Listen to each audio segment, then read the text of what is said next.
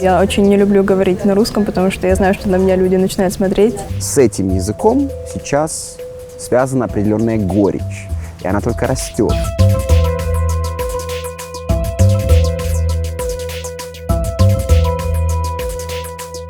Тебе говорят, что на самом деле Россию ненавидели, и что тут была русофобия. И ты говоришь, где тут, где была русофобия, ребята? Мой русский язык тоже в этот день покачнулся.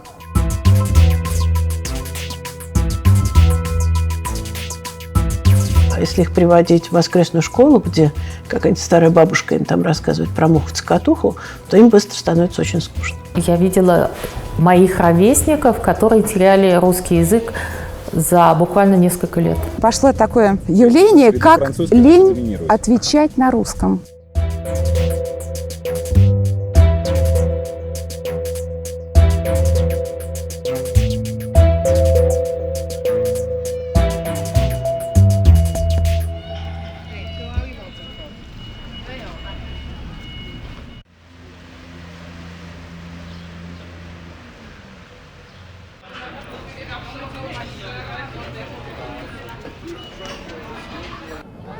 Мы в Любляне. Именно здесь начинается наше путешествие, в ходе которого мы постараемся понять, как живет и умирает родной язык. Да, мой родной язык русский. Родился я в Украине, и мои родители эмигрировали в Германию со мной.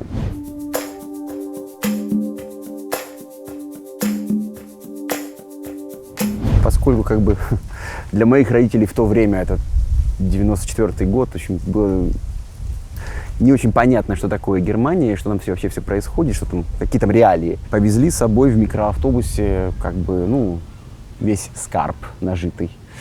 Это Рафик был? Да, это был Рафик, да. Это был старенький Рафик. И что вы взяли с собой? Стиральную машину советскую, где нужно еще воду как бы шлангом заливать. Потому что была. И встречает тебя, по идее, бывшая, скорее всего, школа. Стандартная коробка, которые на Украине точно так же существовали. Точно так же выглядели школы и детские сады в Украине. Приезжаешь, там сидят бабульки, тоже наши. На лавочке? На лавочках, да, на крыльце.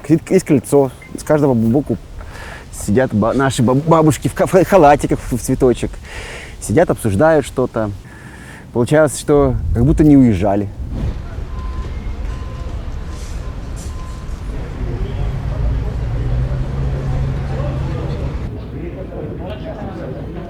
Мы находимся в гостинице «Русский царь». В 1821 году здесь останавливался император Александр I, когда он приезжал на Лайбахский конгресс. В те времена русские в этих краях были в диковинку.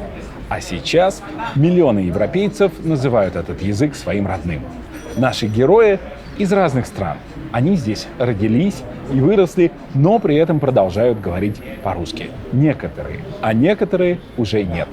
Вместе с ними мы постараемся разобраться, как сохраняется русский язык и для чего он нужен.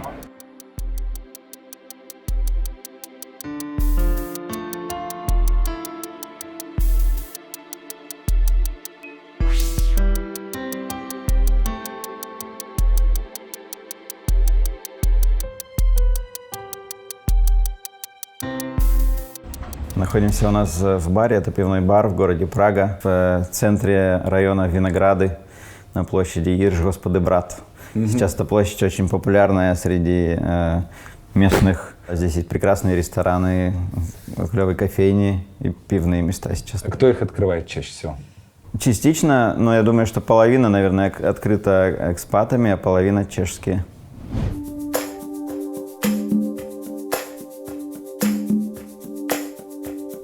Мне понравился ваш диалог, когда Костя тебя спросил, кто такие экспаты, ты ему сказал, что это мы. Да, а Костя подумал и сказал, тогда я не экспат, я здесь родился. Да, это так.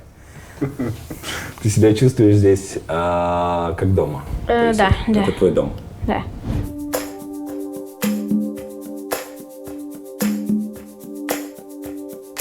Он одобряет ваш выбор? Я думаю, что он одобрит, потому что каждый наш приезд на родину, особенно, мы ездим в наш маленький город, я думаю, он очень четко осознает, что качество жизни там и здесь очень сильно отличается. Вот мы вместе сидим, пьем кофе, вот мы, не знаю, идем, и вокруг очень красиво. Я ему говорю: смотри, как красиво, как здорово, что мы не в Кургане.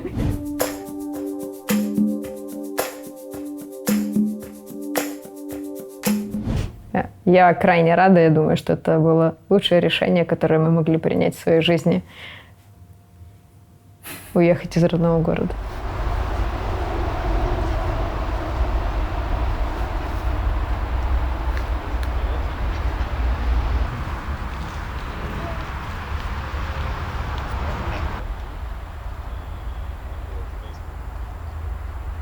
Натан заговорил достаточно поздно, и, видимо, в этом переезде тоже был некий вот этот вот скачок. Видимо, тоже был какой-то откат из-за переезда, потому что язык изменился, и на самом деле все окружение изменилось. У нас не было много с кем общаться, и мы были только с семьей. Аризой они заговорили, по-моему, одновременно. Аризе было где-то 1,5, и Натану было 3,5 почти, и они как-то вот заговорили на русском.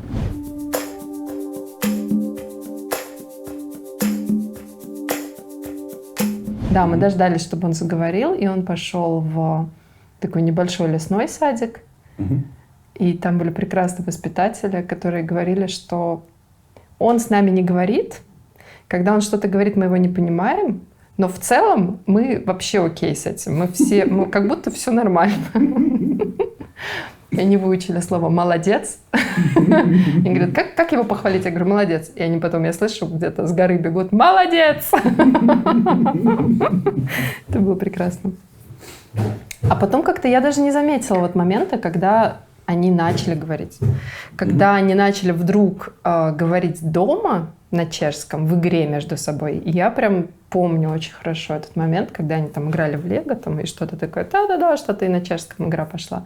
И в этот момент я, наоборот, стала их переключать на русский язык, говорить дома, мы говорим по-русски. Потом пошла другая крайность, они, наоборот, при мне, и до сих пор, мне кажется, по-чешски не говорят вообще.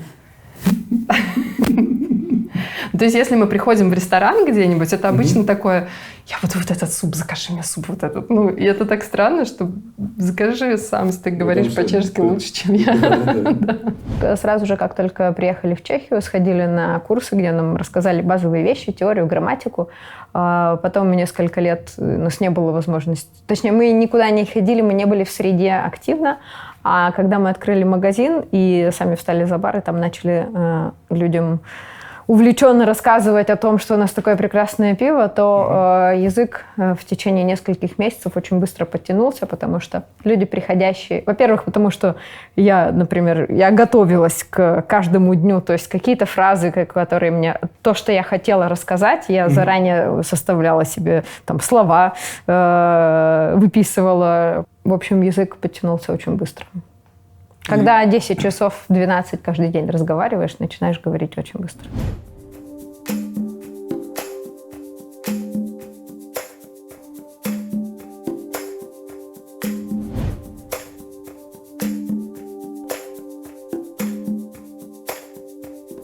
Я знаю русскоязычных иммигрантов, которые за 40 лет не выучили ни одного слова, и им так комфортно, всеми занимаются, да, им всем уделяют внимание, пользуются, просят об услугах, там, напиши мне письмо, позвони за меня туда-то, туда-то. Почему очень так удобно. происходит, как вы думаете? Потому что, когда есть у кого попросить, всегда комфортнее попросить. Это психология, это никто не хочет делать лишних движений. То есть мы всегда лингвистически идем по пути лени? Да, получается? Да. Вот прижмет, выучите язык, не прижмет, если можно обойтись как-то другими способами. Папа хорошо говорит по-чешски? Так, он хорошо говорит по-чешски, но не в акцент. То есть вы практически сразу говорили по-французски? Да. Я приехала и говорила по-французски. Мне было тяжело с акцентами. Вот у моего бывшего мужа южные акценты, он ко мне приклеился, и я не могу от него избавиться. Не муж, акцент. Но очень забавно получается. Я прихожу переводить, француз внимательно слушает и начинает угадывать, откуда вы. Я говорю, ну скажите. Говорит, ну, Тулуза. Я говорю, ну, почти. И потом объясняю долго и медленно, что я русскоязычная из Латвии, что я переехала давно, что французский – это моя основная профессия, поэтому я хорошо на нем говорю.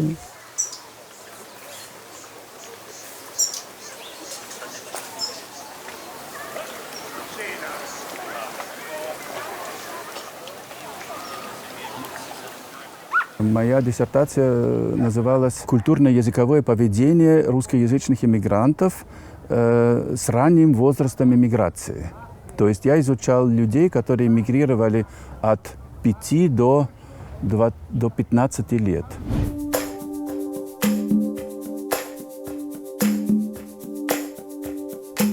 Понимаете, возраст иммиграции в 7-10 лет – плохой возраст. Самый плохой возраст – это около 12-13. Ты уже не становишься австрийцем, так сказать, полноценным, и вряд ли сохранишь то, что было. То есть этот багаж, который ты привез.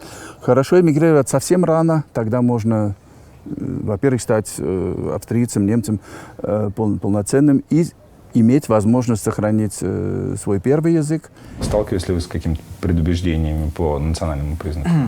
Ну, вообще довольно редко сталкиваешься с этим. Я думаю, что это на самом деле зависит от круга общения. Вот реально там за вот эти 14 лет, может, 2 раза. И то в каком-нибудь баре какой-нибудь пьяный человек там сидит. А, вы русские, там, приехали. Ну, я 1,5 года ходила в школу на Праге 4, и там меня так гнобили каждый день. Просто за то, что твои корни из России? Да. Это справедливо? Нет. Как думаешь, почему такое происходит? Предубеждение и история самой России. И даже Ева, которая всю свою жизнь прожила в этой стране, все равно может попасть под раздачу, здесь, что называется. Я их специально к этому не готовил. Если такие случаи происходят, мы как-то это проговариваем. Я знаю, что да, они напрягаются из-за русского языка. Я замечал это. Не из-за того, что они в принципе говорят по-русски, а именно вот в транспорте, когда ты находишься в каком-то вот общественном пространстве.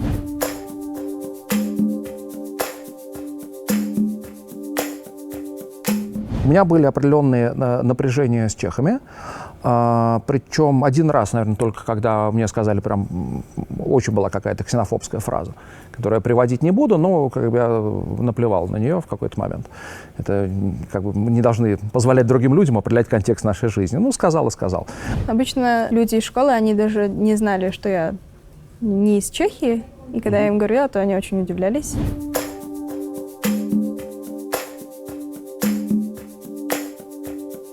Но с национализмом ты не сталкивался? Ты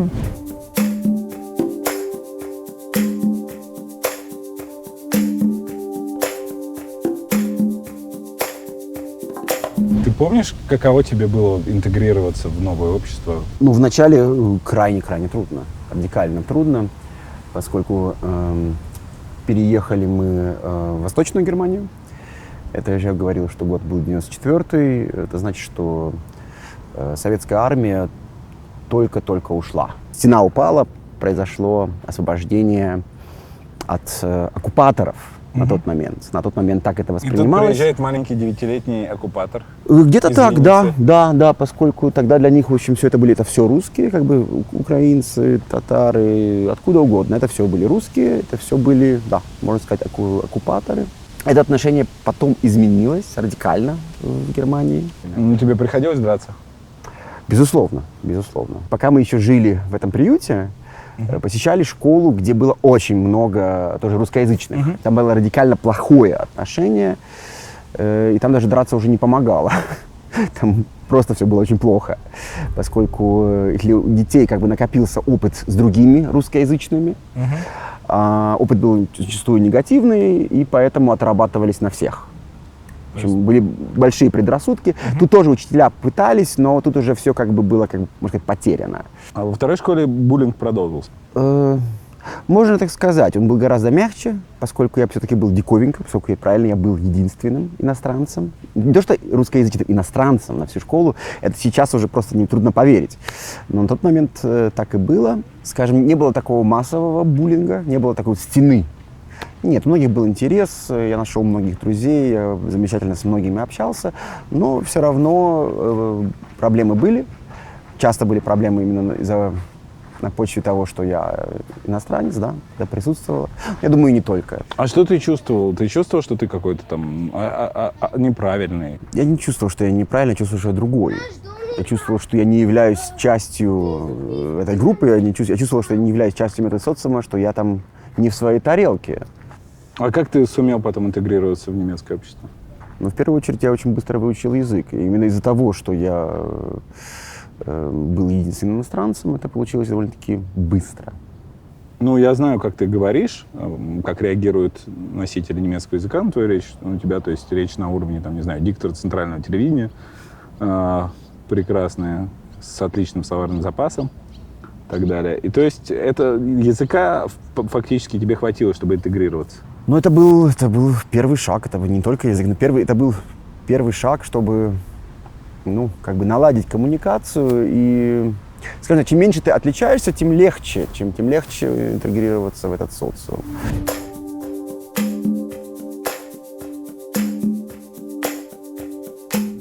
Были какие-то сложности с адаптацией после переезда? Переживал Петр, потому что он говорил, уехал, оставил друзей, да, в принципе, немножко другое со сложностями в адаптации. И новое сообщество, новые одноклассники, новое оценивание, да, то есть ему это было сложно. Девочкам нет. Шура еще была в колясочке, так что... С кем вы чаще общаетесь и на каком языке?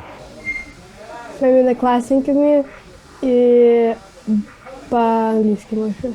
Даже если не русский, мы все равно очень много по-английски разговариваем.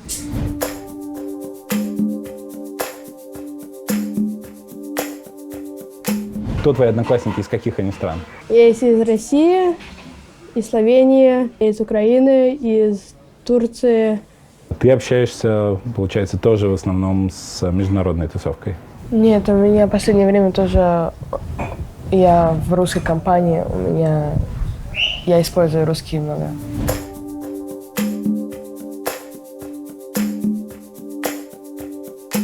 А в школе английский, соответственно? У меня очень много одноклассников русских и русскоговорящих, так что я тоже использую русский. А так, до этого, когда у нас общий язык был с одноклассниками только английский, то английский. Почему вы приехали сюда?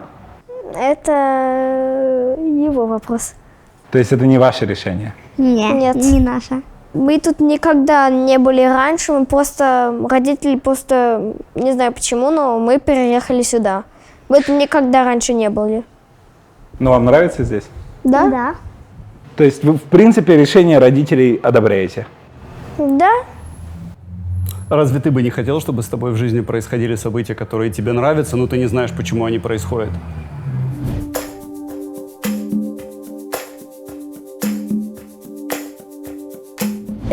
У нас это школа Левада, и школа Левада нам дала маленький коридор для французской школы. И всегда, когда мы выходим играться во двор. На школьный двор. Да. Они, иногда словенцы над нами смеются. У нас вот такие 3 площадки. И когда мы хотим играть, они говорят: вы идите играйте на маленьком, как и ваша школа. Они над нами смеются, говорят нам, не знаю, потому что они думают, что они сильнее, и потому что у них школа больше, и что они словенцы, и что они говорят по-словен. Да.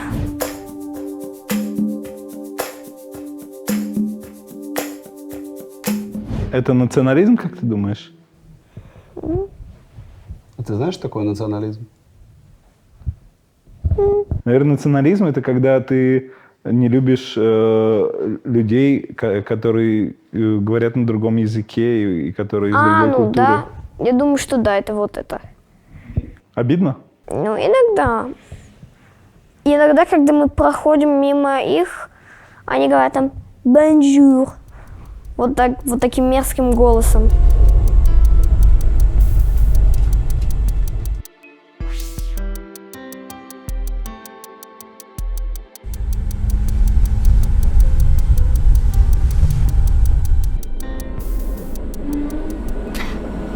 Через 1,5 года после эмиграции я вернулся в родной город. Поехал на свадьбу на троллейбусе. И одна женщина в леопардовых штанах, сидящая неподалеку, внезапно начала кричать: «Страшный, какой ужасный». Я спросил ее: «Извините, это вы мне?» Она сказала: «Да». И добавила: «Понаехали тут». Была моя остановка, я вышел и пытался понять, что это было. И понял, что это был подарок судьбы. Потому что куда бы я ни поехал, и где бы я ни услышал эту фразу, я никогда не смогу воспринять ее как прежде.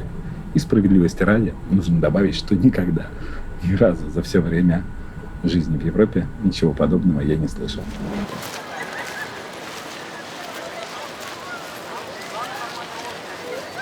Когда я только-только приехал и как бы начал пытаться интегрироваться, я чувствовал, да, такой расизм, такой, как меня там называли, медведем.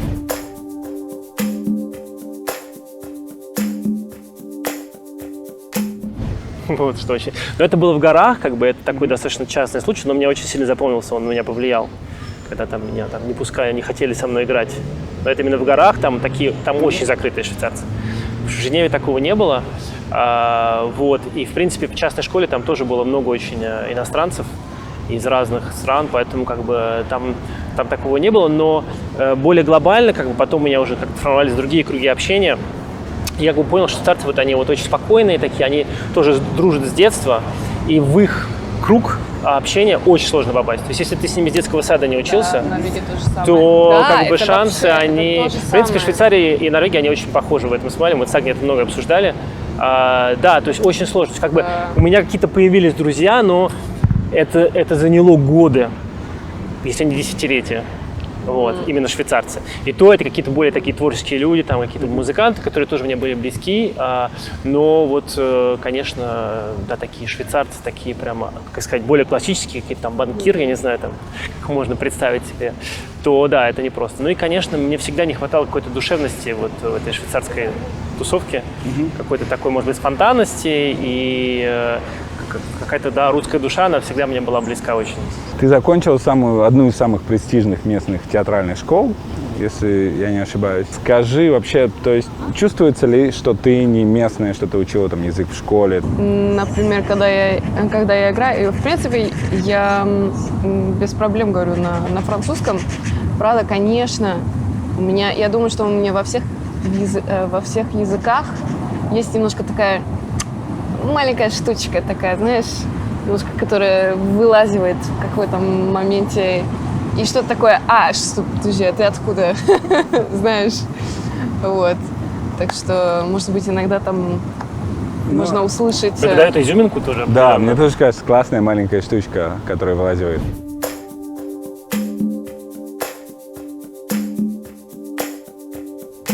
Было желание вернуться?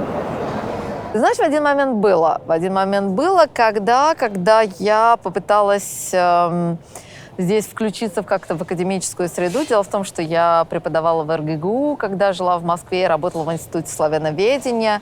И мне было ясно, что моя жизнь должна быть связана с преподаванием, с исследованием. Я была историком, и то, что я делала, мне очень нравилось. И вдруг, как оказалось, что здесь очень сложно попасть в среду преподавателей университетских, исследователей, особенно по тем вопросам, которые не связаны как-то напрямую там, с историей Франции. Здесь все это тоже так достаточно сложно, нужно было прорываться прямо буквально локтями. И как-то мне казалось, что если я хочу продолжить свою карьеру профессиональную и научную, то мне надо возвращаться. Но в конце концов я нашла другую стезю, которая во многом более творческая. Я имею в виду работать гидом. туристическим гидом и более чем туристическим гидом, потому что во Франции есть такой уровень, который называется гид-лектор, гид-конферансье, и я именно гид-лектор, гид-конферансье, то есть я вожу экскурсии по выставкам, я могу делать лекции, посвященные истории искусства и так далее. Я занимаюсь языкознанием, и по-английски это чаще называется лингвистика, и основная моя специализация состоит в том, что я изучаю, как устроены языки. То есть это как бы такая архитектура языка. Вот представьте себе, что вместо того, чтобы построить дом, надо построить язык. Вот этим занимаюсь я.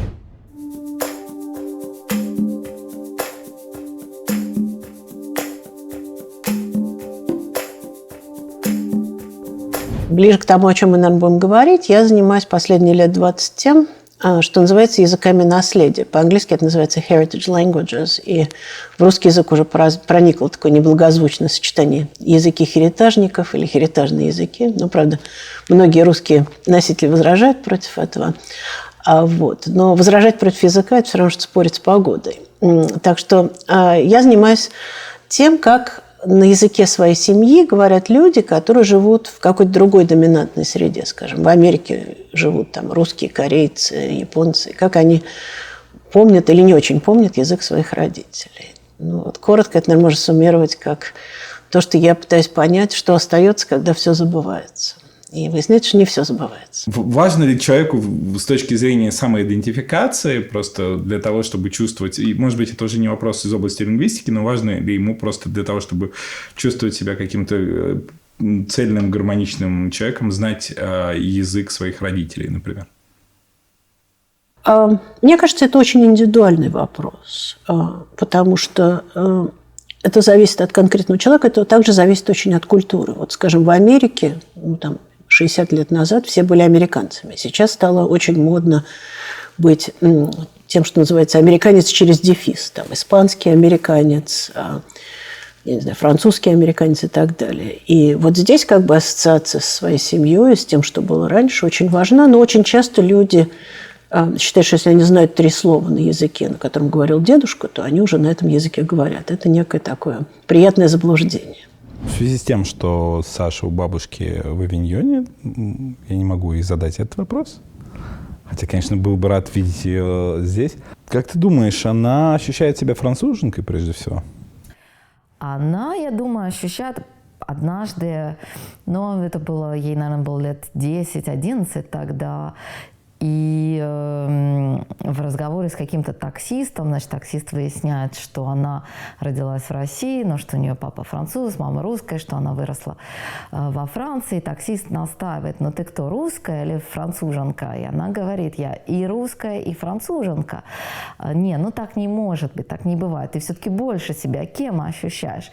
И ее это очень раздражало и очень нервировало. Она сказала: я себя ощущаю и русской, и француженкой. Она абсолютный такой стопроцентный парижский подросток, очень красивая молодая девушка, естественно, с абсолютно идеальным французским, потому что она здесь выросла, и в какой-то момент французский все-таки стал доминировать. Ну да, она выросла в центре Парижа. Да, там. и с интересами парижских подростков, со всей этой политической какой-то вовлеченностью, активностью, там, экологической, гендерной. Ну, мы русскоговорящие европейцы, да. Но мы не русские. Европейские знакомые, которые могут сравнивать русских, не считают нас русскими. Мы другие, у нас другая ментальность. Но особенно у девочек, потому что они слишком рано уже выведены были для своего возраста. Петр приехал сюда, ему было 10, и он немножко другой. А если вас спрашивают, там, откуда ты, что вы говорите обычно? Ну, из Латвии. Вообще, это удивительно сложный вопрос на самом деле, потому что мы не можем про себя сказать латыши, потому что мы не латыши. Нет, мы не латвийцы. Мы не латыши, но мы латвийцы. Нет, у нас наоборот. Латыши — это национальность, мы не латыши. Но мы латвийцы, потому что у нас латвийское гражданство. Сказать... Вот этот вопрос вообще в русском языке национальности, он для меня всегда такой очень непонятный. Там, например, если мы говорим в Америке, да, American, он там может быть мексиканец, там, хиспаник, кто угодно, да. И при этом он американ. Мне ближе всего понятие такое, гражданство, что ли, да, потому что мне про себя хочется всегда сказать, что я латвиец, потому что я всегда, когда жила в Латвии, мне казалось, что мы русские. Это важно, да, кем ты себя считаешь? Когда спрашивают, и ты не знаешь, как ответить, православный, я не знаю. У нас, была русские латыши, да, две такие отдельные комьюны, которые тесно общались между собой. И когда мы переехали в Чехию, и когда я стала очень много общаться с русскоязычными, я поняла, что мы совсем разные. Вот ментально и вообще очень многие понятия разные, очень многие какие-то вещи отличаются, и даже какие-то слова у нас есть, которые никто не понимает, и мне всегда казалось, что, господи, это же вообще понятное слово, почему его никто на меня смотрит такими глазами? Например? Например, бунджа. Бунджа? Бунджа. Бунджа — это большая бутылка с водой. Или шуфлятка. Шуфлятка — это белорусский язык, по-моему. Шуфлятка — это вот этот ящичек выдвижной. Ага. В общем, то, что мы всегда использовали как просто обычные слова, у нас там, какие-то еще, может быть, вот. А они оказались, что их никто не знает. Но даже не в этом дело. Даже дело в образовании, потому что мы учились уже после распада Советского Союза, и у нас была другая программа. И какие-то вещи, например, когда знакомые или там подруги обсуждали, сейчас надо вспомнить это название, Великую Отечественную войну, мне нужно было прям провести большую работу в мозгу, чтобы связать это со Второй мировой войной, потому что мы эту войну знаем как Вторую мировую войну. И Великая Отечественная война — это какой-то вообще другая как будто война какая-то. Вот. В общем, что хочу сказать. Русский или не русский, или кто-то, это непонятно. Вот мне это непонятно. Кем вы себя ощущаете? Француженкой. Франция удивительная страна совершенно в этом плане. Франция очень многонациональная страна, не различают на этносы. Здесь, например, прописать в каких-то документах при приеме на работу твой этнос, что ты там араб или кто-то еще, это уголовная статья, причем очень серьезная, лет на 5, с огромными штрафами. Работодатель больше никогда не отмоется от такого позора. То есть, если ты здесь проживаешь, если у тебя есть французское гражданство, ты француз. Je suis Sacha, je suis venue d'Israël. Je parle hébreu, russe, français, anglais, un peu slovène, un peu arabe. Прекрасно. Très bien.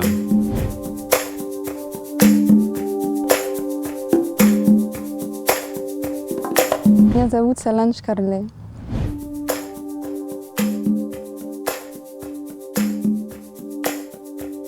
Где ты родилась? Во Франции здесь, недалеко. Недалеко от этого места? Да. Ты здесь гуляла в детстве? В Рамбуе.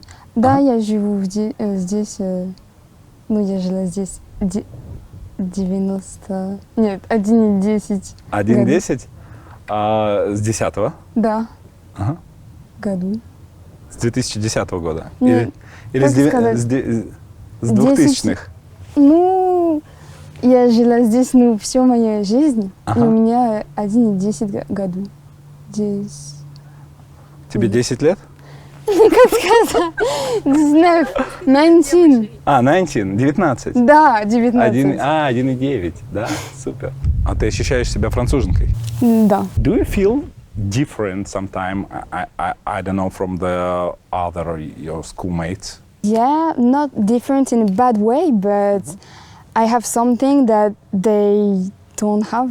It's all of the students who have many nationalities or parents from other countries, and I have this other culture. Even if I feel more French than Russian, I have this part in me, and I'm so happy to have it. Yes, I feel a bit different from them, but it's not a problem.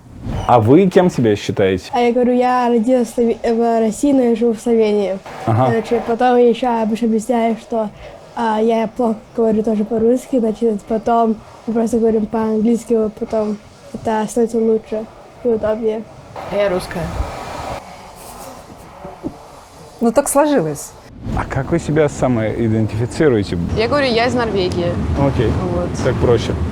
Ну, что это я правда. буду рассказывать там всю свою жизнь там.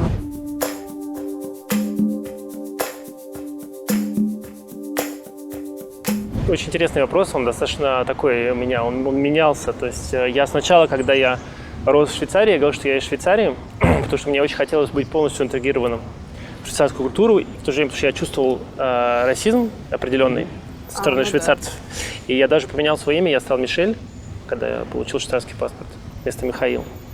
А потом я у меня немножко было такое пробуждение, я такой понял, что вообще-то мои корни русские, и что Михаил это не Мишель. Вот. И я стал говорить, что я из России.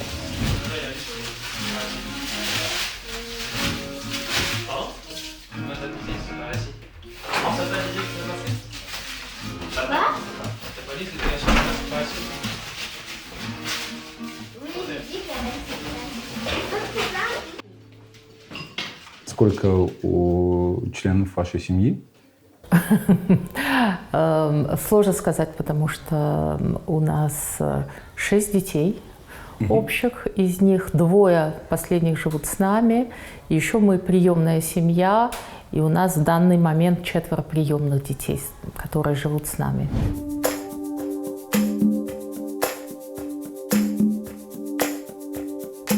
Неусыновленные, неудочеренные – это дети, которые под опекой и живут в нашей семье. Понятно. То есть это такой способ избежать детских домов и так далее. Да.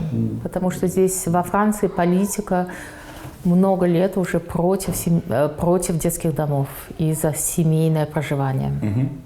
Я очень долго об этом думала. Мы хотели, чтобы приемные дети были младше наших младших детей, а дети все рождались и рождались. И в какой-то момент, когда Лии было 5 лет, я решила, что надо уже начинать. Переключаться. Да.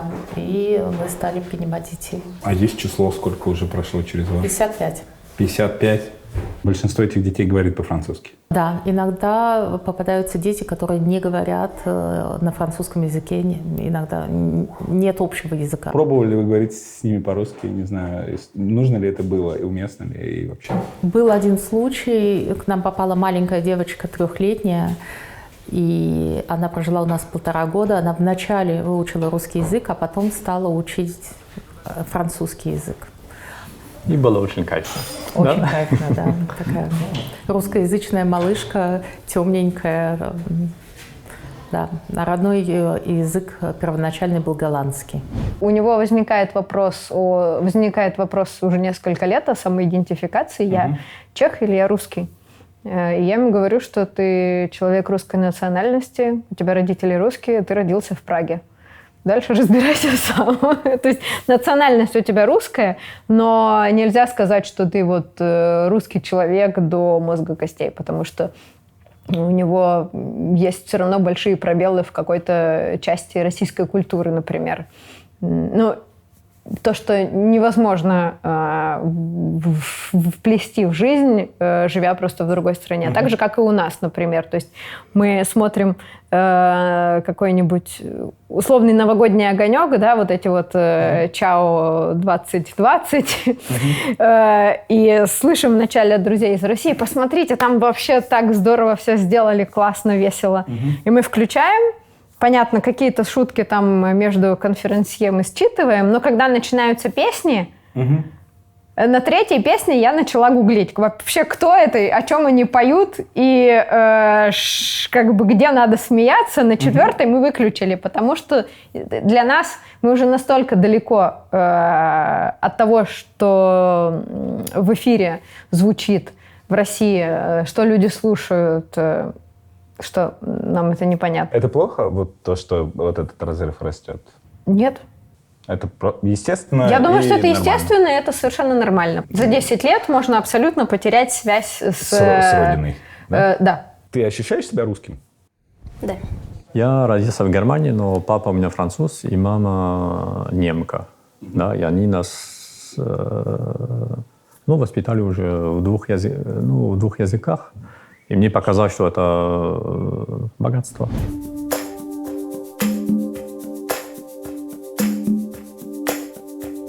Я сейчас, я бы сказал, свободнее говорю по-русски, чем по-немецки, но в плане речи. А читать, писать все-таки намного лучше по-немецки, чем по-русски. Я француженка, потом я говорю, я русская, и потом говорю, я немка, но мне, в конце концов, не очень совсем правильно.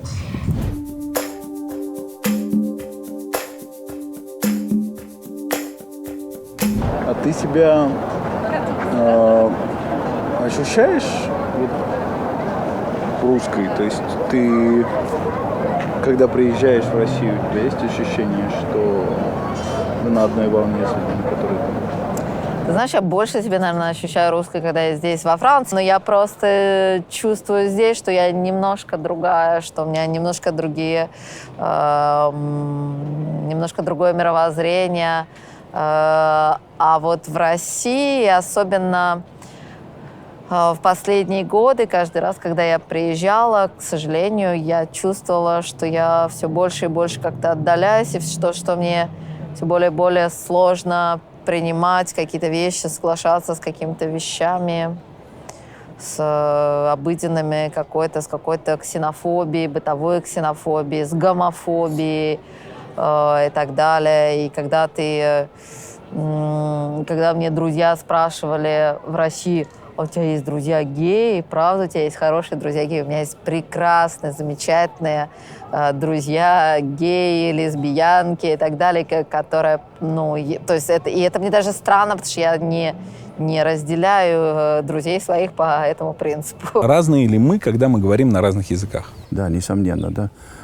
Я сам становлюсь другим человеком, когда говорю по-русски, скажем, или по-словенски. А каким вы становитесь? Я повторяю отчасти, конечно, кластеры, как я сказал по-английски, то есть коммуникативные фрагменты, как говорит Гаспаров, мой коллега, целые, так сказать, куски языка, которые я где-то слышал, я их повторяю. Я не думаю, как говорит или как думает лингвист Хомский, что мы, когда говорим на каком-то языке, что мы его строим через грамматические правила. У нас не хватало бы времени на это. То есть почти все, что я сейчас говорю, я где-то слышал. Причем иногда целые фразы. У меня нет времени думать о том, что при отрицании нужен родительный падеж, как в русском или славянском. Но у меня есть время вспоминать то, что я уже слышал. То есть я становлюсь каким-то образом продуктом того, что я уже слышал. Была какая-то программа, когда просто классно, мне очень понравился разговор, что человек спросил у родителей, вот у этих всех родителей, которые ходят в парк культуры имени Горького играть на классных европейских площадках, спросил, в чем их претензии к образовательной системе в России. И из этих европейски выглядящих людей полилось что-то невообразимое. Про «сделают человеком», про как будто это, знаешь, вот этот весь багаж был, знаешь, как я объяснял девчонкам про... Вдруг я понял себя, что я им реально своим ртом говорю, не смешивайте кипяченую воду с сырой из-под крана, будет болеть живот. В тот момент, когда я заканчиваю это предложение, я вдруг понимаю, что я не уверен, что это так. Что ты ретранслировал что-то абсолютно не прогоняя это через голову. Меня сейчас только что говорила моя прабабушка, которая зачерпывала воду из реки, и там могла быть палочка, а когда она ее кипятила, то она от нее избавлялась, и поэтому воды не смешивались. Она передала это моей маме, мама передала это мне, и вот так по коридору мы вот эту фигню несем. И также куча других вещей. Это же где-то должно останавливаться. Правда ли, что мы разные люди, когда мы говорим на разных языках? Это зависит от того, как вы определите человека. Если вот это набор каких-то культурных стереотипов, правил поведения, то да, мы немножко различаемся. Но с точки зрения того, как наш мозг работает, когда мы говорим на разных языках, в общем, большой разницы нет. Потому что задействованы примерно те же участки мозга, и мы делаем примерно ту же самую работу. Но вот вся культурная оболочка, которая связана с использованием языка, очень сильно различается. Но я вот вам приведу очень простой пример. который связан с тем, насколько близко или далеко люди стоят друг к другу при разговоре. В Америке, вот когда я хожу бегать, если человек проходит передо мной где-то за 2 метра, а я бегу, то этот человек мне говорит «извините», потому что он вторгся в мое личное пространство. В России, когда мы говорим друг с другом, мы привыкли друг к другу подходить очень близко. И вот это вот ощущение пространства, оно совершенно разное у человека, который говорит по-русски и по-английски. Ну, еще простейший пример. Когда мы считаем, то мы, говоря на разных языках, по-разному загибаем пальцы. Вот когда мы говорим по-русски, то мы говорим там 1, 2, 3, 4, 5. Правильно? Когда мы говорим по-английски, то же самое будет вот так. 1, 2, 3, 4, 5. И опять же, это вот нечто, что люди могут даже не замечать.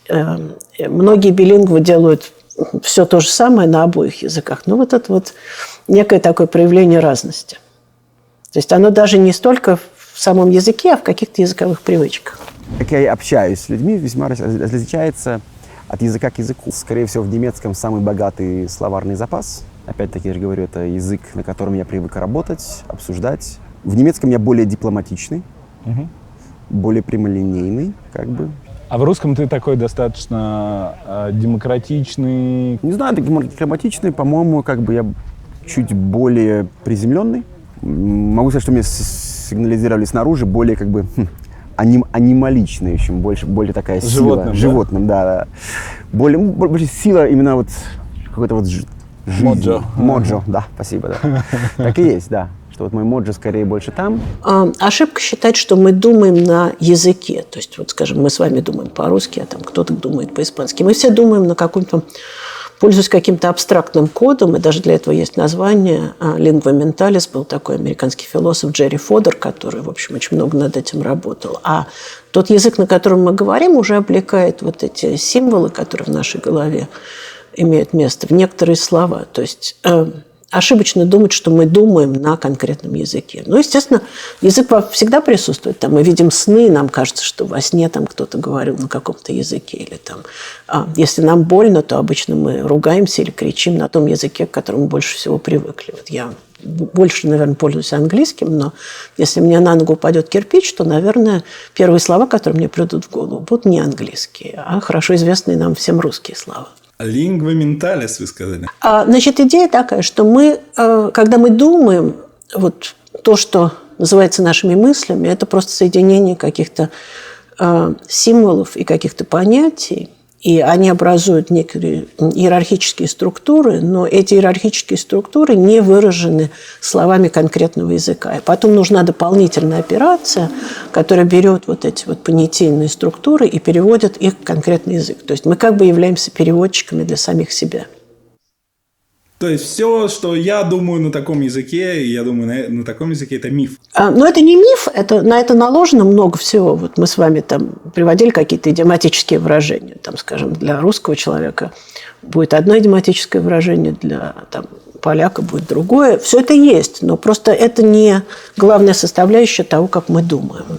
И того, как мы воспринимаем мир. Ты знаешь, действительно, с началом войны вдруг стало понятно, что огромное количество произведений искусства нам как раз рассказывают о войнах, о захватах. И мы начинаем свою, например, первую историческую тему с Месопотамией. И когда ты входишь в зал, там первая стела, которую ты видишь, это стела 3-е тысячелетия до нашей эры. Один из королей Лагаша рассказывает о своей победе. И раньше я как-то более, может быть, просто ее показывала, объясняла. Она очень наглядная, но она страшная, потому что там ты видишь тела людей, ты видишь трупы, ты видишь коршунов, которые просто эти трупы разрывают на части, пленники, очень много тоже изображений беженцев, исхода и так далее. И ты понимаешь, что надо перестраивать то, как ты преподносишь это, то, как ты рассказываешь об этом. Как ты думаешь, продолжат ли говорить по-русски люди из Восточной Украины? Это очень сложный вопрос, и, к сожалению, многие нет, потому что, к сожалению, для многих действительно 24 февраля вся эта русская литература, русская история, русская культура, русский язык приобрели абсолютно другой оттенок, кровавый оттенок. Я тебе скажу больше, не то, что я не задумываюсь не только о том, правильно ли я делаю, обучая своего сына русскому, а правильно ли то, что я его дальше его использую. Хотя это мой родной язык. Я этот язык люблю, я эту культуру впитываю всю жизнь, да. Но что я вот сейчас, после 24 февраля, я ощущаю, что с этим языком сейчас связана определенная горечь. И она только растет, она нарастает и будет расти. Первый вывод для меня — это то, что я все-таки хочу выучить украинский сейчас, безусловно. Даже ли мне он не нужен, просто вот уже по принципу хочу его выучить, поскольку для меня произошло одно осознание, что все, конечно, что в конечном итоге мы говорим здесь о колониализме. Вот и все. Поскольку если я по факту говорю другому любому человеку, далее, например, приезжаю, скажем, условно, я приезжаю в Южную Америку, говорю я с одной стороны, но я говорю язык другой. В чем проблема? Почему я не говорю, родившись там, почему я не говорю на языке этой страны? Почему? Значит, какая-то другая страна пришла и насадила. А это называется колониализм. Спасибо, благодарю. Ну, если он считает, что пришло время говорить на украинском, я не вижу в этом никаких проблем. Мои друзья, русскоязычные граждане Украины, из Киева и из Мариуполя, соответственно, у которых русский язык был родной, сейчас стараются со своими детьми говорить на украинском, помогать им его осваивать. Я, хотя не системно, но изучаю украинский язык просто для того, чтобы иметь возможность с ними разговаривать на их языке.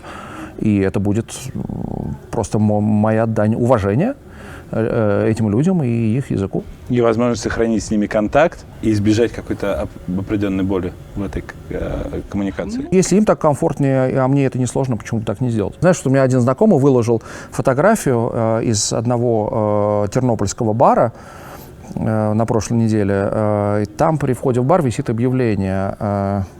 Сейчас я попытаюсь его воспроизвести. Русскоговорящие, которые стараются размовляти українською, вы не смешные, вы чудовые.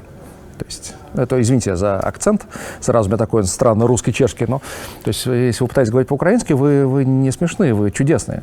И мне кажется, что это очень такой хороший эмоциональный посыл. Вот для людей, у которых русский язык был родным, и они пытаются как-то найти общий язык с украинцами в нынешней ситуации. Блин, круто.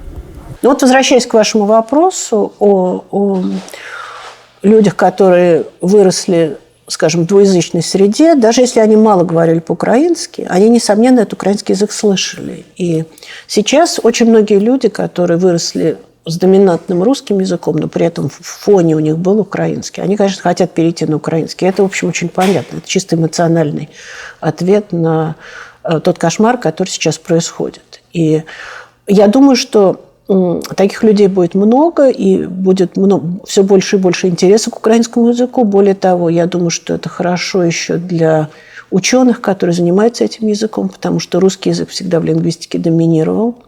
Но возвращаясь к пользованию языком такими людьми, ну вот будут какие-то люди взрослые, там, им 30 с чем-то лет, они хотят или с нуля, или почти с нуля учить украинский язык. Они никогда не будут такими полноценными носителями, как люди, которые выросли в украинской среде и с детства знали украинский язык. Они могут быть очень хорошими носителями, они могут быть прекрасными билингвами, но существенно, что их дети уже будут вполне полноценными носителями украинского языка. И вот я думаю, что это то, что мы сейчас видим.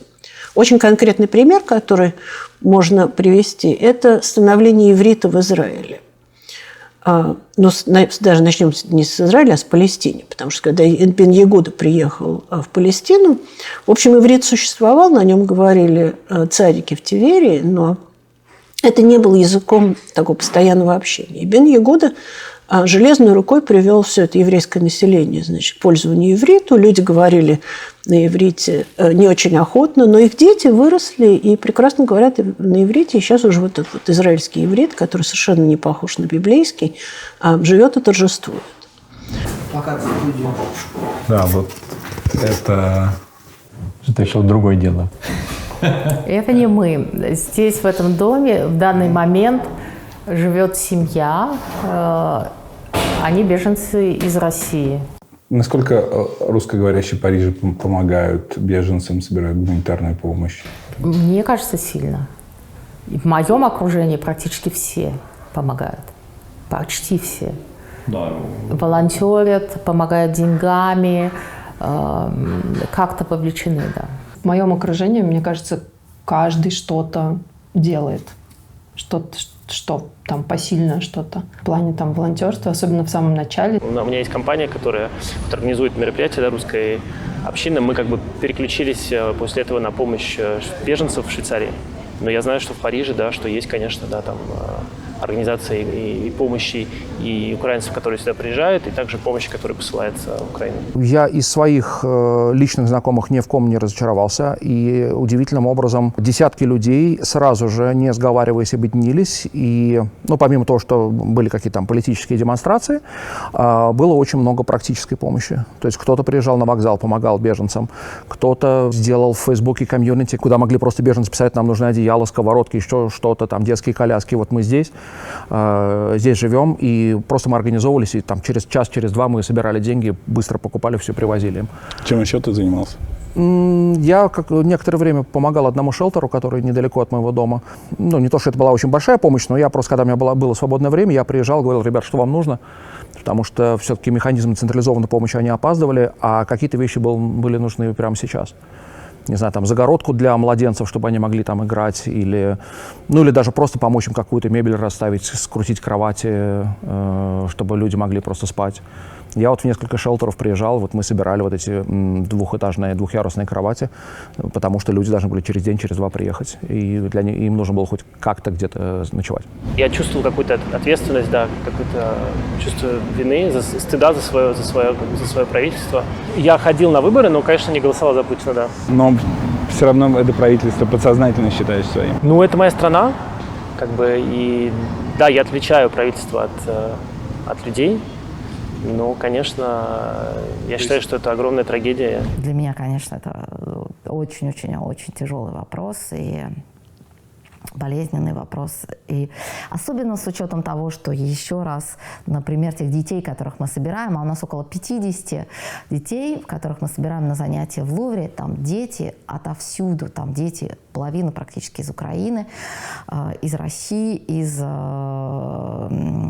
Средней Азии, Грузии и так далее и тому подобное. И это здорово, и это прекрасно. Хотя вот сегодня, наверное, для кого-то из украинских семей, которые проживают здесь, во Франции, да, вопрос возникает: хочу ли я отвезти своего ребенка на занятия в Лувре, где ему история искусства, история будет подаваться на русском там, или рассказываться по-русски.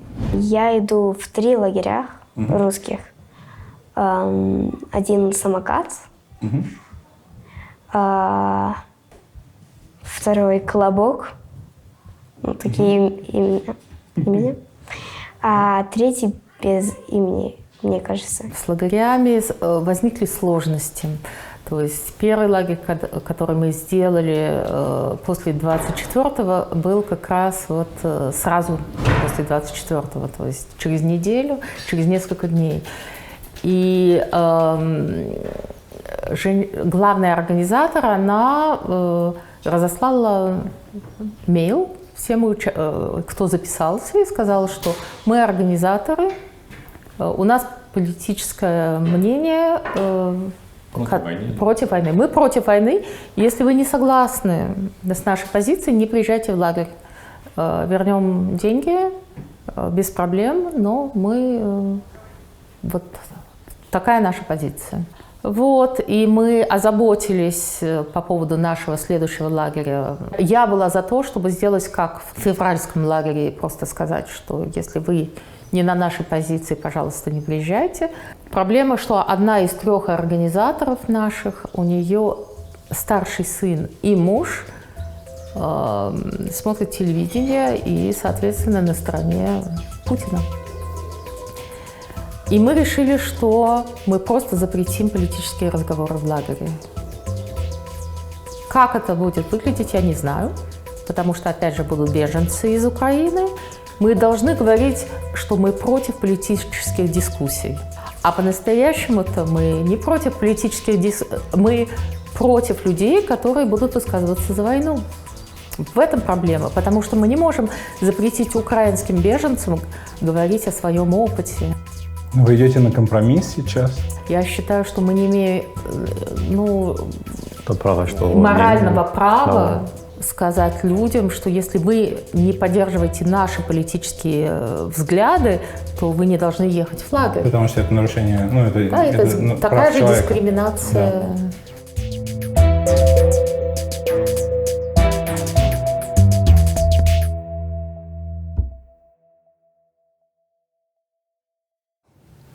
Труднее стало чувствовать себя русской после начала войны?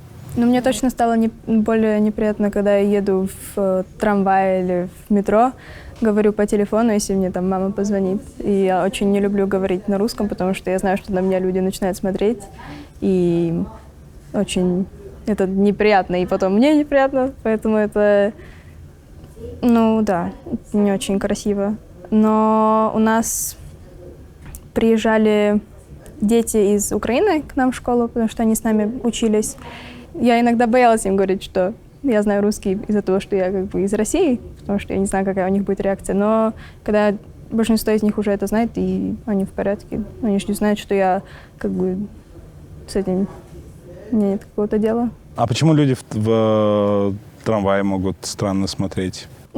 Потому что, мне кажется, очень чехи осуждают, особенно какие-то старшие люди. Просто могут посмотреть таким взглядом, и ты сразу все понял, что все плохо, ты ужасный человек, хотя они тебя даже не знают, поэтому... Я разговариваю потише, но не из-за неодобрительных взглядов, а чтобы не мешать другим пассажирам. Я думаю, что я неосознанно стал это делать после того, как война началась. Я нет. Просто, приглушать, возможно, голос, если я говорю по-русски. Это не что-то, что пройдет мимо, то, что прошло мимо, это было в 2014 году, что было первое неприятно. Но это было, оно улетучилось, можно сказать, что не было не настолько. Сейчас, по моему ощущению, это будет на долгие-долгие годы. Это как уже, например, в Германии принято, я думаю, не только в Германии, именно в Германии в сфере антифашистов принято говорить «не простим и не забудем». И думаю, в данном случае произойдет то же самое. Не простим и не забудем. И вот в связи с этим я, конечно, думаю, насколько буду я сейчас вкладывать свое внимание, свои усилия, чтобы развить сыну хороший, правильный русский язык. Опять-таки, то, что я никогда это не прекращу, это факт. Просто насколько я буду сам в это выкладываться. Или же наоборот, я сейчас скажу, хорошо, ему сейчас, по идее, немецкий язык здесь гораздо более будет нужен. И скажу, опять-таки, своего опыта, живя в Германии, когда я уже в юношеском возрасте, говоря на идеальном немецком, уезжал куда-то с немецкими друзьями в другую страну, в Голландию, условно, в Польшу, в Францию, да. Почти всегда, это я сейчас говорю конец 90-х, начало 2000-х, это еще до того, как Европа начала набирать обороты как таковая. Очень часто встречалась ассоциация немцы-фашисты, в данном случае злобно. А что ты посоветуешь тем, кто вот сейчас будет с этим сталкиваться? Не знаю, там переедут какие-нибудь дети оппозиционных журналистов, переедут в Европу, будут говорить друг с другом по-русски и услышат там, что вы фашисты и так далее. При том, что они всегда были против Путина, против за то, чтобы Украина была независимой и мирной. Очень хорошая фраза тоже. Понять и простить. То есть просто понять и простить. Услышал, идешь дальше. Можно попытаться с человеком поговорить. Не со всеми это удается. А с собой как работать? С собой как работать? Чтобы не было больно каждый раз так сильно. Или пусть будет больно?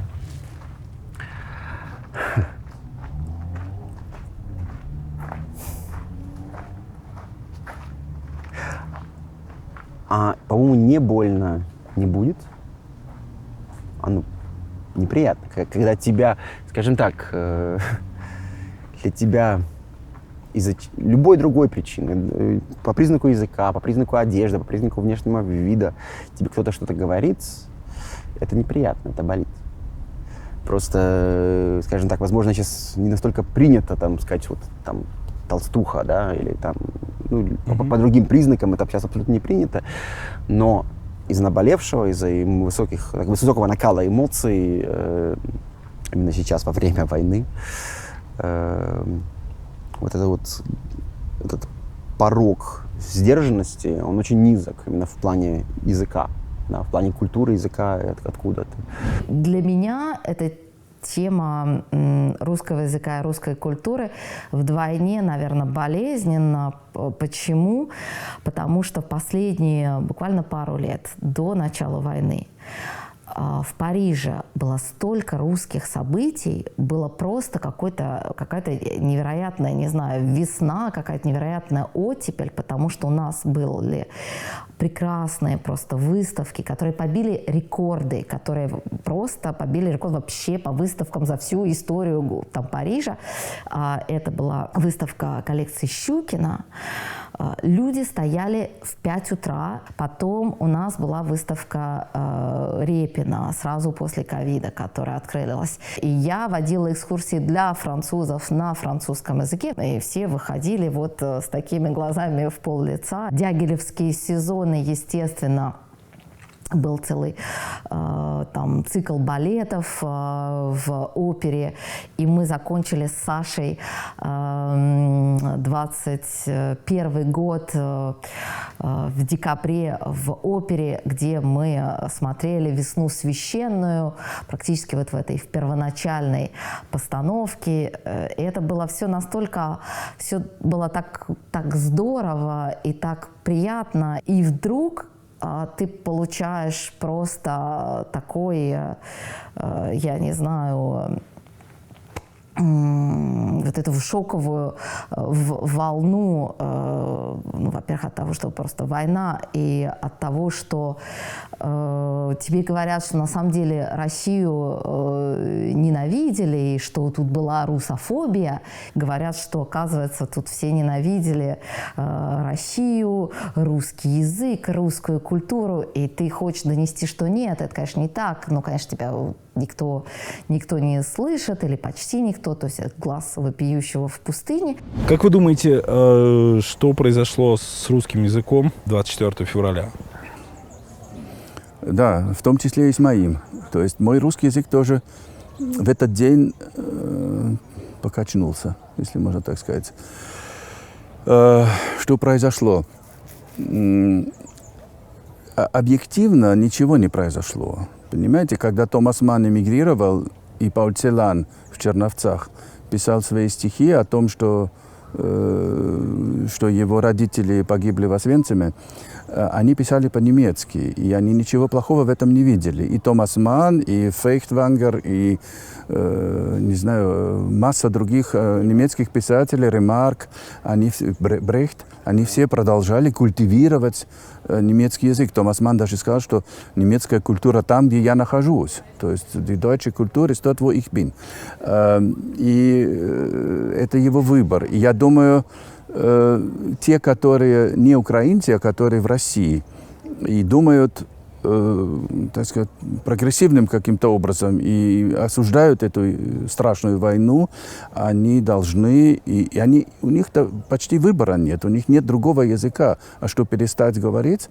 Поэтому я, конечно, с удовольствием продолжаю читать Сорокина, Улицкую, не знаю, или из старших, более старых, Довлатова и так далее, по-русски, зная о том, что третьего не дано, у них нет другого языка, понимаете? Поэтому русский, и наоборот, я думаю, что полезно культивировать русский язык, чтобы демократический, разумный дискурс продолжал звучать и по-русски. Иначе, понимаете, мы его отдаем каким-то врагам. В Граце на главной площади, которая, кстати, лет 80 назад называлась Адольф Хитлер-плац. Ну вот, на главной площади в Граце построили или установили недавно песочницу для детей, огромную, говорю. Я ее не видел, но мне друг рассказал историю о том, как его знакомые повели туда мальчика из Харькова, который говорит только по-русски. И там был второй мальчик, и тот его спрашивает: ты говоришь по-русски? В песочнице. И тот говорит: нет, мы из Украины, мы говорим только по-украински. И тот говорит: хорошо, тогда давай пообщаться по-украински. И они продолжали общаться в этой песочнице в течение часа и говорили исключительно по-русски. Но они это считали украинским языком. Это интересное новое явление, что как бы усваивание русского языка, но под украинским флагом как бы.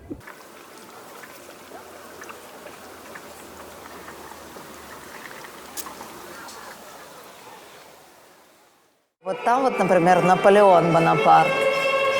И он тут, естественно, не один у нас в Лувре. К сожалению, пиетет, восхищение и определенный даже там культ личности Бонапарта То есть во это Франции никак не кончается. Еще один победитель, который, в общем-то, и проигравший тоже все. Победитель и проигравший, да, но проблема в том, что, я думаю, пока мы будем изучать историю по войнам, по захватчикам, по тому, как расширилась империя, императоры и так далее, я думаю, что будет очень сложно изменить менталитет людей, ожидания и так далее. И пока в современной Франции существует пиетет перед императором и вообще в разных странах мира и в школьных программах.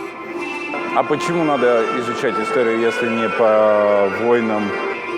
Про что? Про людей. И это уже достаточно давняя такая борьба историков, в том числе французских историков, школы анналов, начинать изучать историю тех людей, которых не замечали, история которых замалчивалась, историю крестьян, рабочего класса, историю женщин, историю меньшинства и так далее и тому подобное.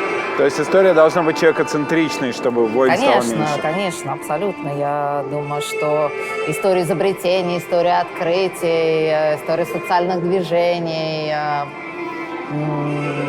Но мы продолжаем изучать Людовика, победы, Наполеона, победы.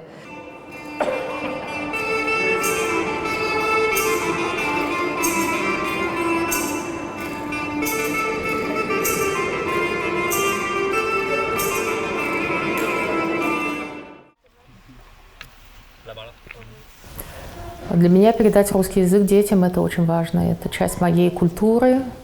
Я эмигрировала из Советского Союза в 12 лет в Америку. И на моих глазах я видела моих ровесников, которые теряли русский язык за буквально несколько лет. И я поняла, что я хочу хорошо владеть русским языком, что это мой родной язык прежде чем другие все языки. И потом я подумала, что я хочу передать русский язык по возможности своим детям. Как ты думаешь, а у твоих родителей была задача сохранить тебя и научить тебя хорошему русскому языку? Да, я училась с учителем отдельно русскому языку, и у меня была литература, то есть все, чтобы я умела и помнила русский язык. А потом я как-то перестала ходить как раз в прошлом году. Я уже остановилась и не знаю, если я еще буду учиться. Но я читаю на русском книги, поэтому это меня чуть-чуть еще держит, да. Круто. А как думаешь, русский вообще тебе нужен? Ну, если честно, я бы хотела его помнить, потому что я бы хотела, что когда у меня будут дети, чтобы они тоже знали русский. Мне кажется, что это довольно важно, в семье. А так я его вообще не использую, поэтому мне, в принципе, так не нужно, только чтобы с семьей разговаривать. Как думаешь, для чего тебе русский язык? Мне просто интересно знать второй язык. Это классно. Это Ну, не знаю, но я все равно боюсь, что я его буду терять. И ну, у меня тоже словарный запас тоже унижается. Почему родителям важно, чтобы их дети говорили по-русски? Мне кажется, что это связано с несколькими причинами. Первое – это то, что родители говорят на этом языке, ну, скажем, на русском, на домашнем языке лучше, чем на любом другом. Даже если родитель во взрослом возрасте выучил какой-то еще язык. Но все равно русский домашний язык – это язык, на котором этот человек говорил, когда он рос. С ним связана масса всяких культурных ассоциаций, шуток, разговоров, каких-то домашних словоупотреблений. И, естественно, хочется это разделить со своими детьми. И поэтому отсутствие этого, возможности разделить это очень часто родителей огорчает. И огорчает больше, чем детей, потому что родители чувствуют себя обделенными. Это первое. А второе – это то, что вот та эмиграция, которая происходит сейчас, немножко напоминает эмиграцию, которая произошла после Октябрьского переворота, примерно 100 лет назад. Люди уезжали в надежде вернуться. И когда ты уезжаешь в надежде вернуться, то, естественно, хочется сохранить язык. Там, скажем, люди уезжают, запирают свою квартиру и надеются, что кто-то придет, польет их цветок. И в этом смысле русский язык – это тот же цветок, который надо просто все время поливать, иначе он засохнет. Что происходило с вашим русским языком? Можете ли вы сказать, что вы сами стали своего рода примером? Что вас натолкнуло, в общем-то, на изучение темы вот Heritage Language? И было ли что-то личное в этой истории? Несомненно, потому что когда мы приехали в Лос-Анджелес, у моего мужа там были родственники, но эти родственники как-то там говорили на том, что им казалось русским языком, а мне с моим московским снобизмом казалось каким-то кошмарным таким волепюком. И я просто с ужасом думала, ну неужели я вот проживу здесь 10 лет и буду так же ужасно говорить. Но самое большое впечатление на меня произвели дети этих родственников, которым там было, скажем, 15-18 лет, и они, в общем, с трудом подбирали русские слова. Ну, там на тему, что поесть и кому взять машину, они могли изъясниться, но дальше уже было довольно сложно. И я решила, что вот надо посмотреть, что будет происходить с этим языком. И потом я, на самом деле, стала заниматься не только русским языком в эмиграции, а всякими разными языками наследия. Я, например, довольно много занималась корейским, китайским. Зачем Косте русский язык? От безысходности. У него нет другого варианта, потому что я не могу говорить с ребенком на языке, который я не знаю прекрасно. Я не владею чешским настолько, чтобы... Я с ним не говорю на чешском языке принципиально, потому что я не хочу ему передавать свои ошибки. И совершенно по точно такой же причине я не буду с ним говорить на английском языке. Ну и самое, что мне кажется важным, владение русским языком открывает для него возможности все те, в общем, вот огромный пласт русской культуры. Кроме культуры, еще и возможность воспринимать свободно информацию и свободно говорить на огромной части суши с огромным количеством людей. То, что он умеет говорить на русском языке, позволило, например, нам обратиться к репетиторам по, не знаю, по математике, по физике, по любым точным наукам. Можно найти огромное количество прекрасных специалистов, учителей на постсоветском пространстве. И недорого. Точно. А что, если ты забудешь русский язык, например, совсем? Как вы будете общаться в семье? Ну, на чешском пока я не выучу. То есть ты будешь учить заново, да? Да. Почему это важно для тебя? Потому что это мой родной язык. Отказаться от своей культуры и сказать, вот сейчас я в другой стране, теперь это будет моя страна, это все-таки большая ошибка, потому что по массе разных причин, потому что, возможно, в какой-то момент жизни дети начнут там искать свои корни. Я бы рекомендовала всем родителям, которые приезжают сейчас в какую-то другую страну, сохранять язык и искать тоже какие-то возможности неформального общения, каких-то занятий, каких-то кружков, где дети бы продолжали слышать свой родной язык, а не просто там в школьном каком-то формате, вот мы записали, она ходит там на 2 часа. Например, последние 2 года начали такой проект русскоязычные экскурсии для детей в Лувре, даже не совсем экскурсии, а занятия, такой годовой цикл занятий. И там у нас совершенно потрясающие есть семьи.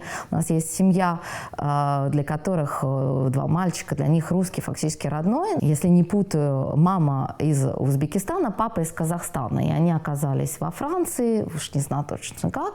Естественно, для них в итоге русский оказывается родным языком. Знаю, что есть такие примеры, в которых дети говорят в семьях прекрасно на 3 языках. У них есть база языка, если они хотят его развивать, они это смогут сделать сами, уже осознанно, если им это будет нужно.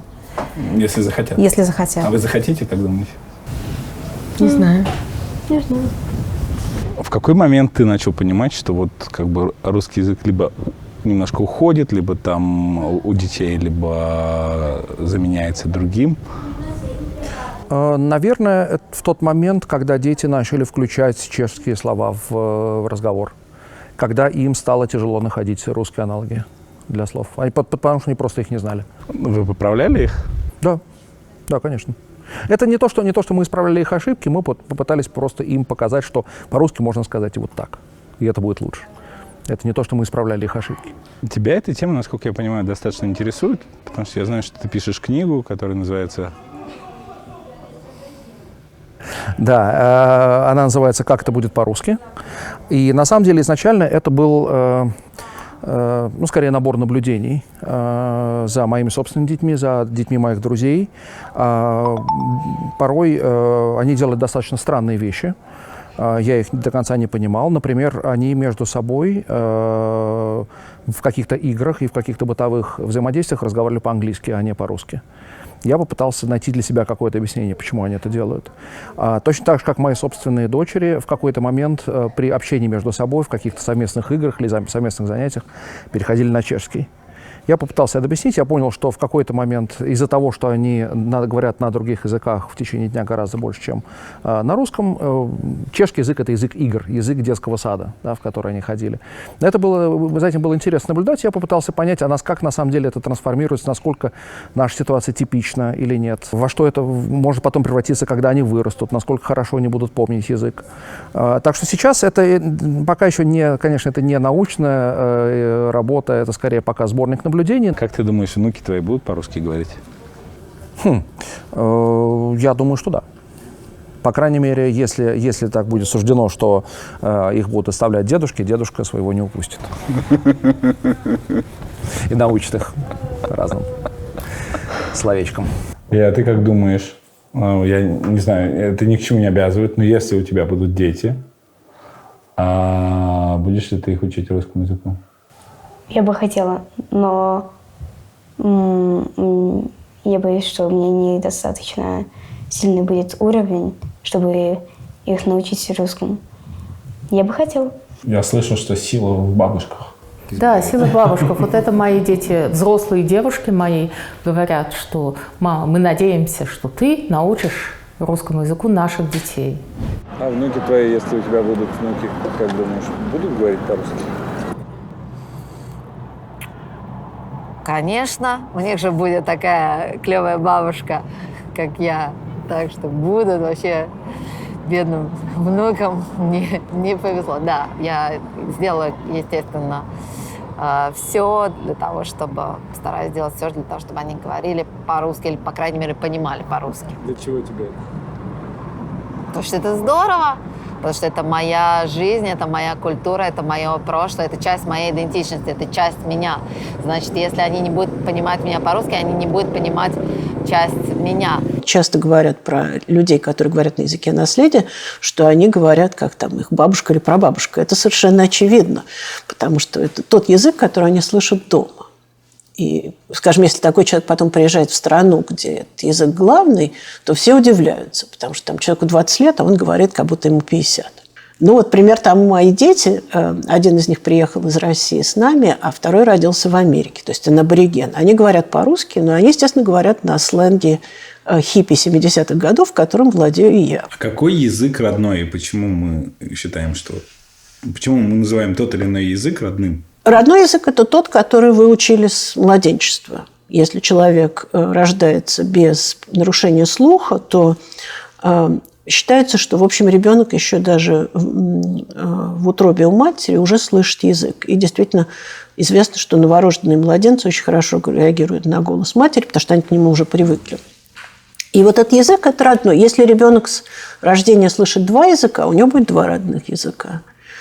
А если 3, значит, может быть, будет 3. Ну и дальше начинается как бы борьба за права между этими языками. Скажем, вырос ребенок, у которого там мама говорит на одном языке, папа говорит на другом, а бабушка на третьем. Какой у них самый родной? Дальше начинается такая тяжба.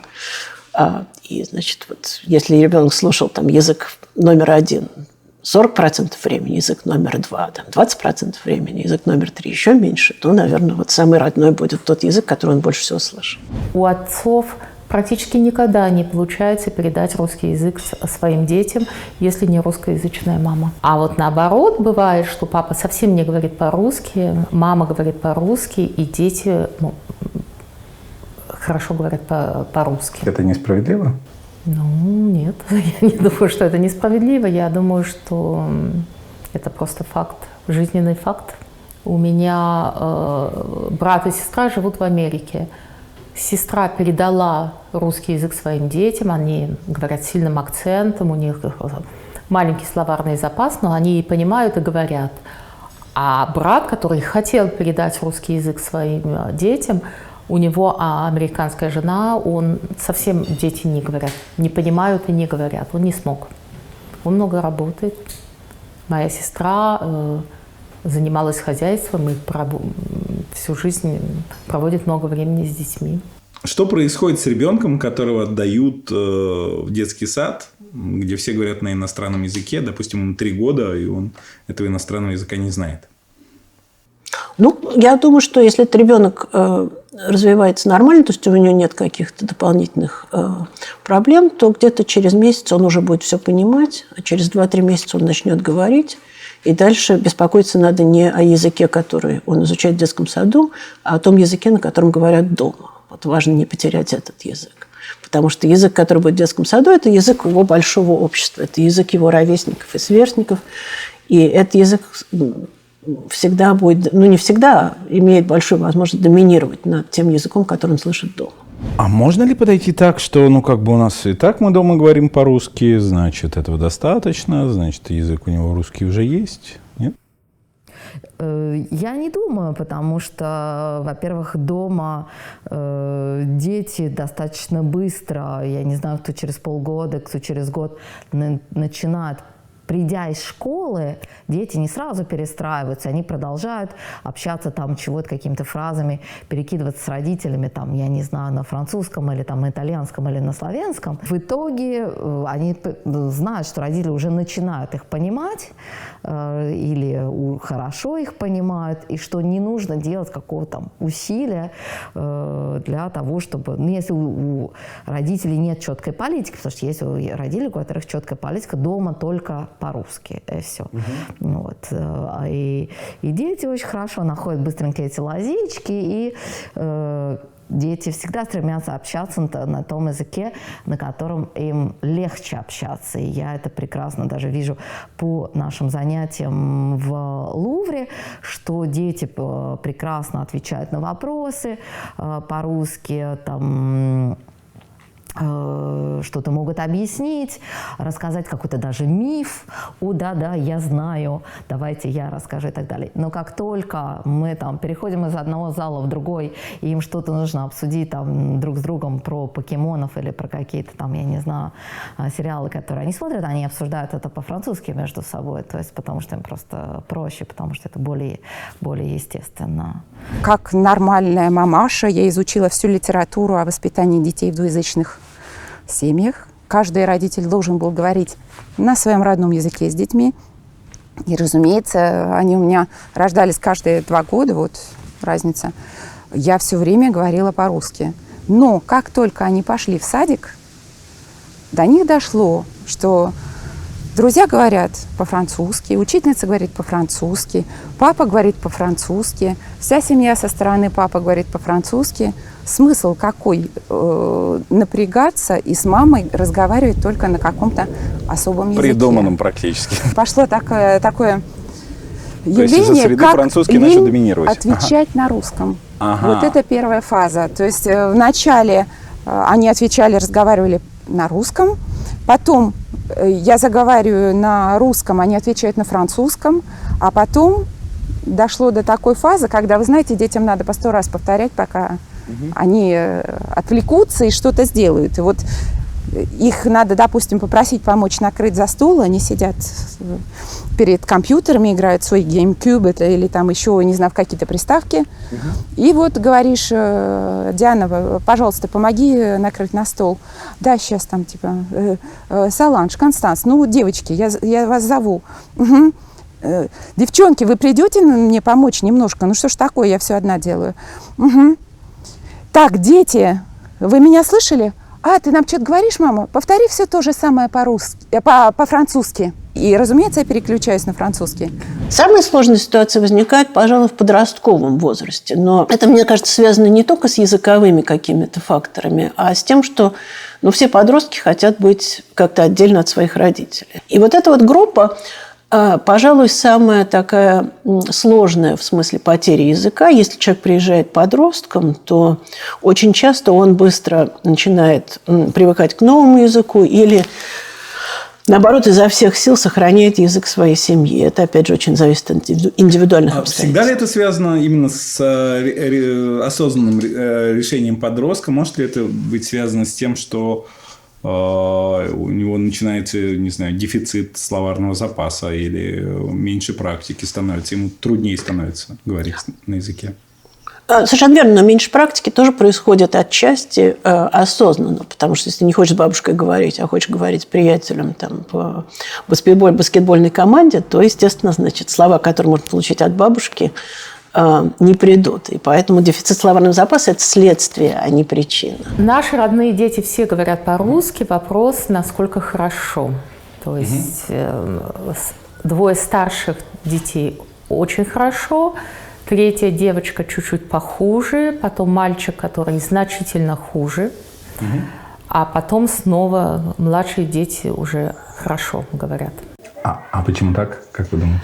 Вот это было мое упущение, потому что я разрешила старшим детям говорить между собой по-французски. Это была ошибкой. И когда у меня родился 5-й ребенок, я попросила всех старших дочек говорить с ним только по-русски. Но в некотором смысле это как умение кататься на велосипеде. Если ты один раз уже научился, то трудно разучиться. И более того, эти языки восстанавливаются. Есть такая целая отрасль сейчас, когда исследователи следят за теми, кто, скажем, родился в одной стране, а потом переехал в метрополию. Вот очень много таких исследований про португальский, потому что Португалия была довольно долго в таком экономическом спаде, и многие португальцы переехали в Германию. И там выросли, значит, дети, которые говорят по-немецки и по-португальски. А потом они решили поехать обратно в Португалию. И выяснилось, что вот они возвращаются в Португалию, где-то через полгода они, в общем, уже почти на уровне тех, кто там родился и вырос. Что забывается первым, вот как, собственно, происходит деградация языка, и что остается последнему у человека, который, не знаю, там уехал, например? Был такой знаменитый лингвист Роман Якобсон, который, значит, в 20-е годы уехал в Прагу, а в 40-е годы приехал в Америку и, в общем, очень повлиял на американскую лингвистику. Вот про него говорили, что он говорит по-русски на 6 языках. У него был кошмарный совершенно акцент. И вот он, значит, всячески пытался говорить как бы по-английски, по-французски, но выходило все одинаково. Вот у него была такая довольно забавная идея, которая называлась, что первое пришло, то уходит последнее. И это некая карикатура, но, в общем, что-то в этом есть. Первым у ребенка появляются звуки конкретного языка. Почему вот люди, которые учат язык во взрослом возрасте, говорят с акцентом? Потому что уже не та моторная система, и освоение звуков уже не такое, как у младенца. И, как правило, вот люди, которые говорят на языках наследия, даже старые люди, которые забыли язык там, по причине Альцгеймера, например, они сохраняют звуки своего первого языка в очень приличном состоянии. А первым уходят какие-то редкие слова, которые редко употребляются, сложные конструкции. Например, трудно ожидать от какого-нибудь там русского наследника, что он будет говорить, используя депричастие. Это уже такой высший пилотаж. И начинаются такие более короткие фразы, все дробится на маленькие кусочки, очень часто много повторений, потому что этот человек как бы сам не очень уверен, что его поняли, и он хочет эту мысль донести уже в 100-кратном размере. Откуда вы знаете язык? Откуда ты знаешь язык? Ну, когда мы были маленькими, потому что у папы большинство друзей говорит по-русски, то когда мы были маленькие, мы слышали русский язык повсюду. Ну, не повсюду, мы слышали его немало. И к тому же мы каждое лето и каждая зима на Новый год шли к бабушке и дедушке Ефиму с Тамарой, и они тоже говорят по-русски. И вот так мы с ними общаемся. Расскажи, как ты с ними занимался. Ну, у девчонок просто не занимался суперклассный вообще. Русский. Вообще не занимался. Вообще не занимался? Вообще, я презираю усилия.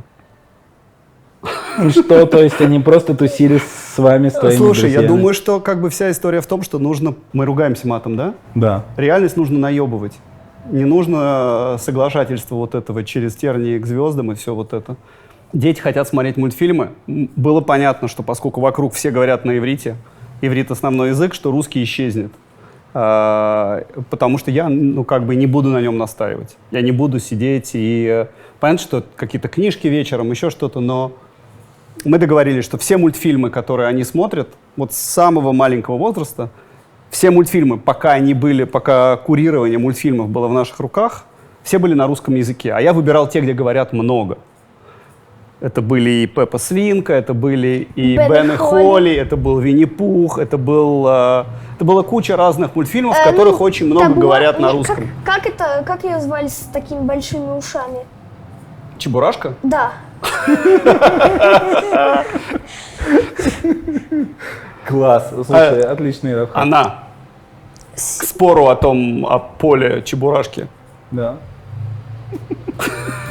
Миша переехал позже, у него не было проблем с русским языком. Он говорит по-русски, естественно, прекрасно, абсолютно без никаких проблем. Что мне интересно, что он слушает русский рэп. Он очень много слушает русский рэп. И мне кажется, что там есть какие-то смыслы, очень много смыслов, которые, в принципе, ему недоступны. И иногда мы что-то слушаем вместе, я говорю, это отсылка, там, не знаю, к Пушкину, а это какие-то русские былины, а это там отсылка, там, какие-нибудь там 60-й год, сейчас покажем, там, Кузькину мать и так далее. И есть какой-то пласт культуры, который ему по каким-то причинам недоступен, но он делает, во-первых, усилия для того, чтобы понять что-то, текст, если ему не очень понятен, то есть там, заходит в интернет, чтобы посмотреть, что это, собственно, там хотел сказать автор. Это с одной стороны. А с другой стороны, что интересно, что сам он, когда пишет, и он иногда пишет уже рэп, пишет поэзию, он пишет на французском. Но есть колледжи и лицеи с русским языком. Но как-то мне было лень возить Версаль на русский язык. Так что Вы замечаете, какое ключевое слово у нас? Лень. Лень. Да, ну потому что во Франции можно лениться. Вот они объясняют всем иностранцам, что вы живете, чтобы работать, а во Франции работают, чтобы жить. И нагрузка у меня, я не то чтобы сидела и ленилась, у каждого из детей было по 3-4 каких-то спорта, танцев, рисования, музыки, каких-то дополнительных кружков, каких-то занятий. И мой день был разделен, ну, как у всех мам, наверное, здесь, на тонкие такие ломтики колбасные, нарезочка такая. Одного забрать в 11:30, отвезти туда, этого подвезти назад в школу, этот обедает в столовой, этого подхватить, отвезти к педиатру, а у этого танцы начинаются. Бывают случаи, когда родители просто изо всех сил заставляют этого несчастного ребенка там ходить в воскресную школу или она часто называется воскресная школа, ну просто в какую-то школу, где преподают этот язык и культуру. И часто люди, которые там преподают, не очень знают, как преподавать язык, как это сделать интересным там, для 7-8-летнего ребенка. Ребенок сидит, скучает, родители довольны, потому что они как бы выполнили свой языковой долг. И, в общем, в результате все оказываются в проигрыше. Значит, я их записала в субботнюю школу русского языка, и это была пытка. Это была жестокая пытка. Все их друзья уезжали там на уикенды, куда-то на выходные, с родителями отдыхали, гуляли, отдыхали.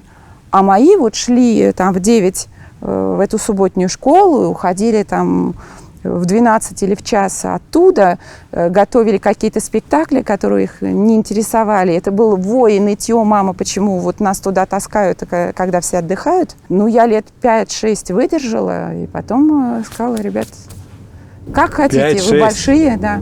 Маша ходила в русскую школу, которая тут бывает факультативно. Мы попробовали такой эксперимент, но вместо развития речи, чего бы мне хотелось, да, здесь учили грамматику, и я не понимала, зачем это нужно, зачем нужны правила «пиши с буквой «и», когда она не знает, что это такое, что она не умеет ни читать, ни говорить. Вот, поэтому такой у нас был опыт. А ты помнишь эту школу? Нет? Ты маленькая была еще? Честно, я не знаю, о чем она говорит. Yeah, I didn't like the class I took on Saturday morning because my friends were playing while I was studying Russian, and at the moment I did not care anything about languages. Мы ходили в русскоязычную школу, субботнюю, но это была такая довольно специфичная школа тоже. В Праге можно было выбрать. Был выбор, например, школа при посольстве, школа такая веда, ну и какие-то тоже курсы, что-то такое. Меня все это не устраивало, потому что ну как-то вот этот подход, типа пишем прописи, делаем что-то. То есть просто взять русскую программу и перенести ее просто на детей, которые в час в неделю сели просто встретиться, поговорить по-русски, было странно. Вот. И вот с Таней Мироновой была чудесная школа и программа, и до сих пор есть. И туда вот мы ходили по субботам все. Там прекрасно дети играли. Там научились читать по-русски. Я ничего для этого не делала. Вот Беллу поведу в следующем году. Не, вообще-то не там. Вообще-то не там? Дома? Да, дома. Дома? Хорошо. Ну, в любом случае, не со мной. То есть ты ходила сначала в обычную школу, а потом в русскую? Ну да, кстати, весело. Хорошо игрались с моими одноклассниками, шутили и учились. Серьезно? Самое да? главное. Подожди, то есть это прям классическая программа, да, как положено? Ну да, там был русский язык, литература, математика, что там еще? Ну, история, география, но это позже. То есть да. ты параллельно училась в 2 школах, получается? Да, но это было, ну, не столько же часов, как в обычной школе. Это было просто, ну, скажем так, раз в неделю, или в 2, да.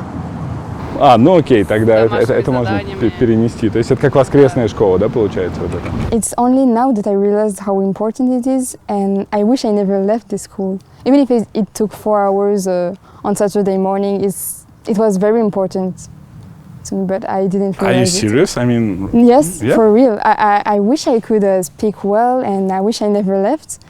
I'm trying to speak more and more Russian with my mother, but I still make mistakes. So she already explained to you that she speaks sometimes in Russian, but I answer in French. Because it's easier. Yes, and I make mistakes and I don't know how to express myself properly. But I'm still trying to learn now to speak Russian without any mistakes. So sometimes I watch movies in Russian, but I don't really like Russian movies, so I have some favorite movies Russian. «Ночный дозор» и «Дневный дозор».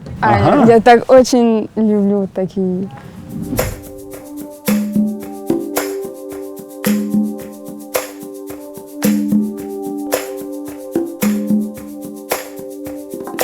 На самом деле найти золотую середину очень трудно. Когда-то в конце 90-х годов я участвовала в проекте в Лос-Анджелесе, когда мы сравнивали 2 группы корейских подростков. Корейцы, которые ходили в воскресную школу, а в течение всей недели учились только по-английски. И корейцы, которые учились в двуязычной программе в рамках, так сказать, Лос-Анджелесского ГОРАНО.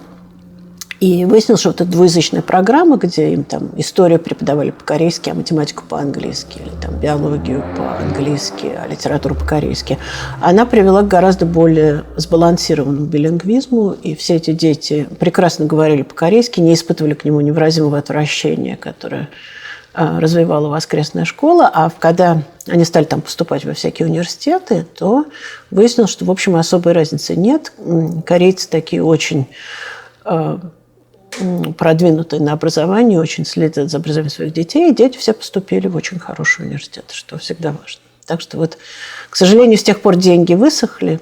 Лос-Анджелесское ГОРАНО больше такими проектами не занимается, но это вот такой очень красивый пример, который показывает, что если детям давать возможность изучать разные предметы на обоих языках, которыми они владеют, то из них получатся такие очень неплохие билингвы. А если их приводить в воскресную школу, где какая-нибудь старая бабушка им там рассказывает про муху-цокотуху, то им быстро становится очень скучно. Ей было 3,5-4 года, и тогда мы поняли, что она практически забыла русский язык, или начала его очень сильно забывать. И тут мы начали делать усилия, там, физические, которые заключалось в том, что надо было ее возить там каждую субботу в какие-то школы, занятия, специальные кружки. И мы, в общем, так скажем, с возраста 4-5 лет начали Сашу достаточно активно водить на разные занятия. Плюс мы выяснили, что есть такая семья немножко сумасшедшая, прекрасная, в прекрасном смысле сумасшедших энтузиастов, которая организует лагеря детские на русском языке, лагеря именно семейные, куда родители приезжают с детьми, это Юна и Бернар, и мы случайно сначала их нашли, попали в эти лагеря, и потом долго, несколько лет вот ездили на неделю, на 2 недели, и там идея, что дети, есть тоже занятия, дети общаются по-русски, родители между собой общаются по-русски, вечером песни вокруг костра, там, я не знаю, лепка, вязание крючком и так далее и тому подобное, рыбная ловля удочками, все что угодно. Тоже то, что напоминает еще о России, о жизни в России, о какой-то там русской или российской культуре и так далее. Дети сами хотят ехать в эти лагеря? Дети хотят, да. Если дети не хотят, то родители не ездят. Ну, есть немножко полиция русского языка. Да, мы бегаем, да, первые дни особенно мы бегаем за детьми и напоминаем. По-русски, дети, по-русски. Сейчас меньше, особенно с подростками. Да. Вот. А когда дети были маленькие... Ну, с подростками не получается, да? Да, с подростками сложно. То есть есть определенный лимит усилий, которые вы готовы потратить. Да. А потом это уже открытый конфликт, и туда вы уже не идете. Да. Мы не берем детей, у которых нет определенного уровня русского языка. То есть у нас нет цели научить русскому языку в лагере. У нас цель помочь родителям поддержать уровень русского языка благодаря тому, что семья приезжает в русскоязычную среду. А Саше нравилось? Сложный вопрос, потому что Саше, я думаю, больше всего нравилось, когда были какие-нибудь хорошие там подружки, какая-то попадалась хорошая компания, и тогда, ладно, можно было как-то пережить все эти какие-то утренние занятия там. Но с определенного возраста, наверное, где-то с 13-14 лет, ей уже этот формат детских лагерей перестал подходить. Но тут нам помог тот факт, что нам удалось ее записать в общеобразовательную французскую школу, в школу с изучением русского языка как иностранного. То есть во Франции, в Париже, особенно в больших, естественно, городах можно изучать самые разные языки, как иностранные. Ей это здорово помогло научиться хорошо писать по-русски. Нам повезло, у нас была замечательная учительница, которая с ними вот буквально еще, моя дочка закончила в этом году школу, слушала песни ДДТ, песни Гребенщикова, «Поезд в огне», и Саша приходит, и они учили эти слова наизусть, то есть это как бы здорово все равно, потому что такой немножко неординарный подход к изучению русского языка. Слушай, а что у нее с русским сейчас? Слушай, но в связи с тем, что из-за ковида И в связи с нынешней ситуацией, в связи с войной, уже 3 года она не была в России.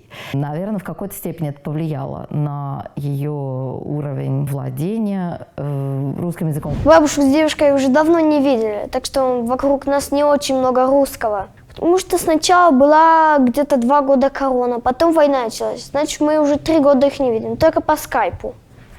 И когда мы по скайпу говорим, ну, как бы, когда я с ним говорю, это немножко, не знаю, странно.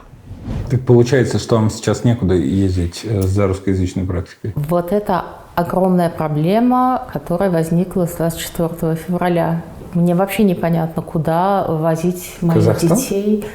Да, Казахстан, да. Ты была в России Да. много раз? Ну, довольно, да. Как-то мы раньше каждый год ездили туда.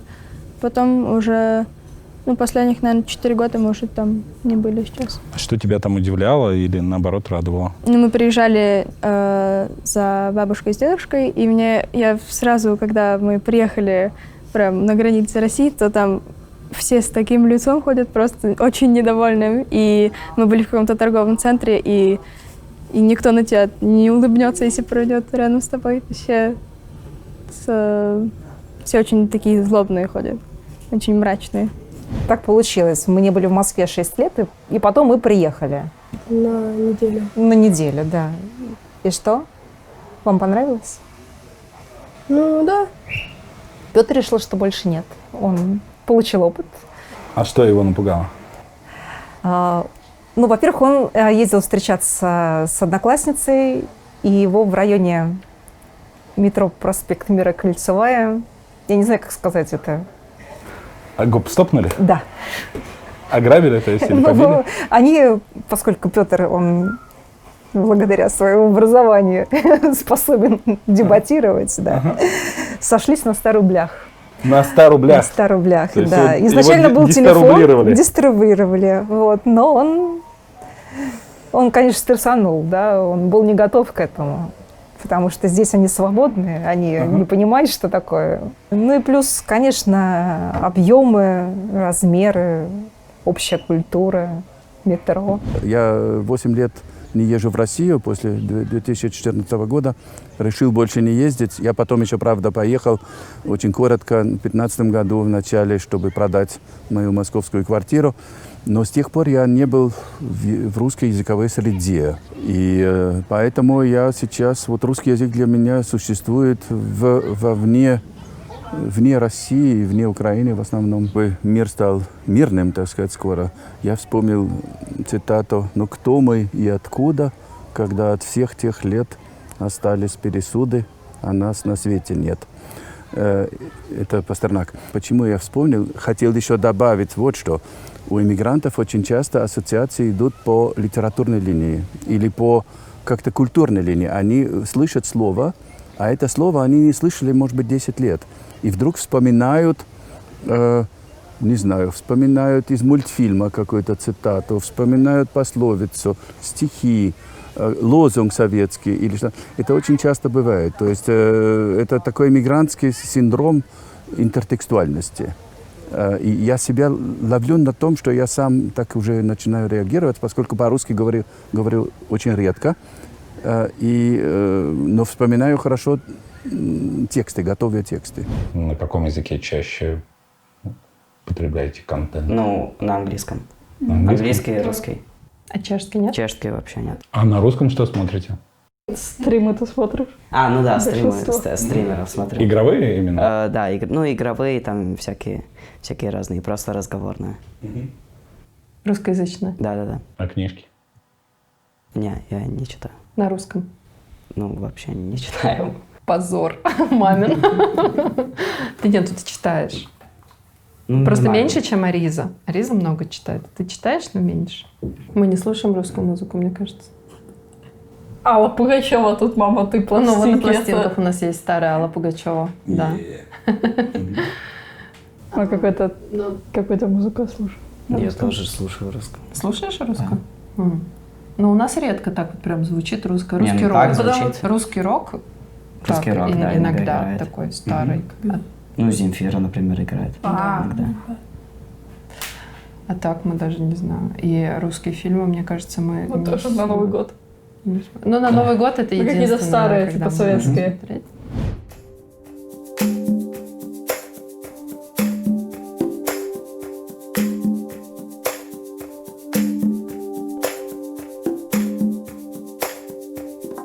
Возможно ли, что у тебя в связи с тем, что ты сейчас там начнешь учиться в новой школе, меньше времени будешь проводить дома, возможно ли, что у тебя произойдет определенная деградация русского языка? Нет. Я все еще те же аудиокниги слушаю только на русском. Те же фильмы. Я говорила, что я не смотрю на чешском, потому что переводы меня бесят. Я могу дать пример. Например, 50%. вот Гарри Поттер. В нем Альбус Дамблдор. Он могущественный, мудрый маг. И имбрумбал не вписывается в это понятие. Что такое имбрумбал? Это Дамблдор на чешском. Ты мало смотришь чего-то на русском языке сейчас в интернете. Ну, да. А почему? Это неинтересно или это сложнее понимать? Нет, просто мне кажется, что канал, который я смотрела, например, Ералаш, да, менее интереснее. И я нашла чего-то интереснее, мне кажется. Спроси у девочек, на каком языке они смотрят фильмы. Да, на каком языке вы смотрите фильмы? По-английски. Мы недавно хотели посмотреть нового Доктора Стрэнджа, и сказала, по-английски, я сказала по-русски, иначе я просто ушла. Я плохо понимаю даже фильмы и разговоры, я не знаю половину слов.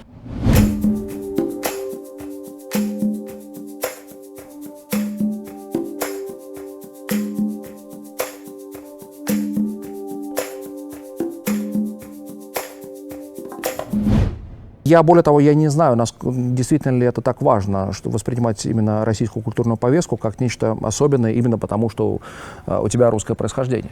То есть, иными словами, я считаю, что достаточно равнозначно, и мне было бы одинаково, наверное, приятно, если бы мои дети разбирались и в иронии Довлатова, да, и в сарказме Монти Пайтон. Я не знаю, что для них вот важнее. Да? Мне кажется, это не то чтобы сопоставимые вещи, но хорошо бы, чтобы они и то просекали. Твои дети люди мира? Да, вполне себе. Как ты думаешь, сильно ли влияет наличие, не знаю, большой какой-то культурной активности в городе русскоязычной на уровень знания языка у детей? Я думаю, да. Но, видишь ли, поскольку все-таки, мне кажется, что они считают себя частью чего-то большего, да, что не ограничены какими-то вот этими национальными рамками, они, возможно, пойдут на концерт русского исполнителя, чешского или британского примерно с одним ощущением. Просто потому что шире смотрят. Да. Очень часто говорят о том, что вот язык – это культура, без языка человек теряет свое естество, свою культуру. Но на самом деле культура – это очень такое расплывчатое понятие, скажем. Еда тоже входит в культуру. Еда, одежда, песни. И это вот такие очень устойчивые элементы культуры. Там можно встретить людей. Вот в Америке, например, есть целое поселение норвежцев в Миннесоте. Там в середине 19 века Норвегия была жутко бедная страна, трудно сейчас себе это представить. И, в общем, правило было такое, что только старший сын наследовал ферму. Поэтому все остальные должны были куда-то ехать. И они все поехали в Миннесоту, где земли было навалом, и можно было получить участок, и если ты хорошо работал, там поселиться. И вот эти самые норвежцы уже там почти 200 лет живут в этой самой Миннесоте. И очень многие говорят только по-английски. В общем, норвежских слов они знают раз-два и обчелся, но при этом с культурой у них все отлично. Они делают норвежский коричневый сыр, они вяжут норвежские свитера, они устраивают норвежские праздники, варят норвежское пиво. Это вот показывает, что устойчивость культуры сильно переходит за пределы языка. Язык – это как раз, пожалуй, самый хрупкий элемент. Есть ли основания полагать, что центр культуры может как-то сместиться из Москвы, из метрополии? Естественно, я думаю, какие-то подвижки будут, и особенно в ближайшие годы в связи с тем, что действительно столпы русской культуры, литературы, музыки, кино уезжают, и мы знаем, что они живут сегодня там, в Париже, в Берлине, в Тбилиси или в Стамбуле. И это очень сильно напоминает ситуацию начала 20-х годов, когда не только там, дворянство уезжало, но творческая элита, интеллигенция, философы. И удивительным образом, насколько сегодня в Париже есть у меня замечательные коллеги здесь, которые проводят экскурсии такие сборные, не по индивидуальным заказам, а для местных жителей на русском языке. Потрясающим успехом пользуется сегодня экскурсия по иммигрантскому Парижу, по русскому Парижу 20-30-х годов. Потому что все, в общем, чувствуют, что это вот что-то такое подобное сейчас происходит. Ну, ты как историк можешь провести параллели или, наоборот, отметить различия с точки зрения того, что вот происходило с культурой русскоязычной иммиграции тогда и что, может быть, будет происходить сейчас? Изменилась быстрота и качество, и способы, средства связи. Мы все остаемся в контакте, мы все можем в течение минуты получить информацию о тех, я не знаю, спектаклях, фильмах, которые идут сейчас в Москве, связаться с друзьями, продолжать творческие проекты, находясь в разных странах, сотрудничать, делать документальные фильмы, анимационные. В Чехословакии была очень большая русская диаспора, появившаяся здесь после революции и после окончания Первой мировой войны. И профессура, и очень много молодежи, которые учились в русскоязычных университетах, и писатели, поэты, художники. И практически до Второй мировой войны, конечно, это все жило и развивалось. Насколько это, может ли это выродиться? Опять же, я думаю, что сейчас, уже в 21 веке, когда уже таких культурных барьеров нет, я думаю, что, скажем так, достучаться до аудитории в России будет гораздо проще. Если это смогли сделать в 20 веке, несмотря на цензуру, на закрытые границы, сейчас, я думаю, что талант сможет пробиться. Как только это будет где-то востребовано в России. Интернет сильно снизил роль метрополии для языка, для стандартов языков? Да, интернет помогает сохранять язык. Это некий такой элемент. Вот если бы у тех, кто уехал во Францию в 1918 году, был интернет, то они бы по-прежнему говорили по-русски и более активно. В интернете возникает возможность использовать какие-то новые слова. Вот вы все много говорили о словоупотреблении, и интернет помогает сближать берега. То есть человек, который живет в Америке, и человек, который живет в Финляндии, они могут говорить на том же примерно русском языке. Про диаспоры. Это же тоже очень важный такой момент. Вот русскоязычные люди разлетелись, например, по всему миру, да, после 24 февраля. Делают ли они что-то? Есть ли у этого манифест? Есть ли у этого общность? Что объединяет этих людей? Это много разных вопросов. Мне всегда дико интересно не что не, а что да. Для чего они используют русский язык? Для созидания чего? В моих фантазиях, да, вот эта культура, которую вывезли из России, то есть, да, как некое простое логическое уравнение. Вот есть среда, в ней есть люди, которые производят культуру. Огромное их количество просто выехало. По идее, они увезли с собой культуру. Правильно? Могут создавать ее в другом месте с тем же самым вектором в будущее. Они ее вывезли с собой, потому что они ее и делают. Вместо этого почему-то очень часто вся эта культура разворачивается на 180 градусов по временной оси и начинает ностальгировать. И иногда из этого, возможно, получается очень душевная, лирическая культура ностальгии, но это путь без будущего. Что нужно сделать, чтобы эта культура не осталась, то есть не жила все время с оглядкой на метрополию и с тоской по родине? А я подозреваю, что очень многие творческие люди, они живут без оглядки на метрополию. Они живут и творят так, как они считают нужным. Я не думаю, что они очень сильно ориентируются на метрополию. Опять же, сейчас очень специфический момент, да, потому что мы до конца не понимаем, где... Вообще никто из нас не понимает, что с нами будет через 5 или через 10 лет, вне зависимости от того, живем ли мы в России или живем мы в Европе. Поэтому, кто-то оглядывается, наверное, да.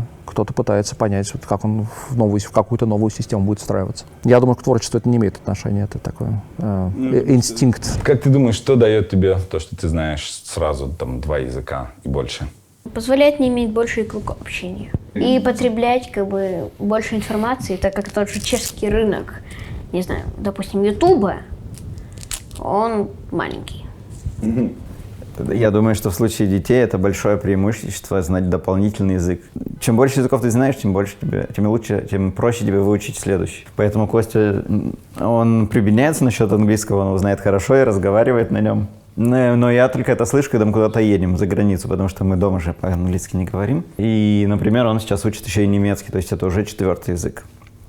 Потом японский хочу учить. Для людей, у которых с самого рождения этого нет, и они ограничены одним языком, как я, например. Для меня это, я думаю, что более большая проблема. И мне кажется, что это вообще характерно для детей билингвов, что они более открыты для других культур. Она в 13 лет смотрела какой-то сериал, и она попросила купить книжку, значит, этого сериала, значит, и я ей купила на французском, и она сказала: слушай, это невозможно читать, такой ужасный перевод, сказал мне ребенок в 13 лет, можно ли ее купить на английском? Я сказала: да, конечно, можно, ребенок хочет вот такую книжку толстенную прочитать на английском. Мне кажется, это во многом может быть связано с тем, что она уже владела другим языком и могла в какой-то степени сопоставлять и вообще понимать, что может быть какие-то слабые переводы. Поэтому она сама себе нашла вот этот интерес, нашла свою стезю, и она сейчас поступила в Сорбонну на английский язык, литература и цивилизация. Так что, в общем, это здорово. Я, конечно, ей очень-очень горжусь.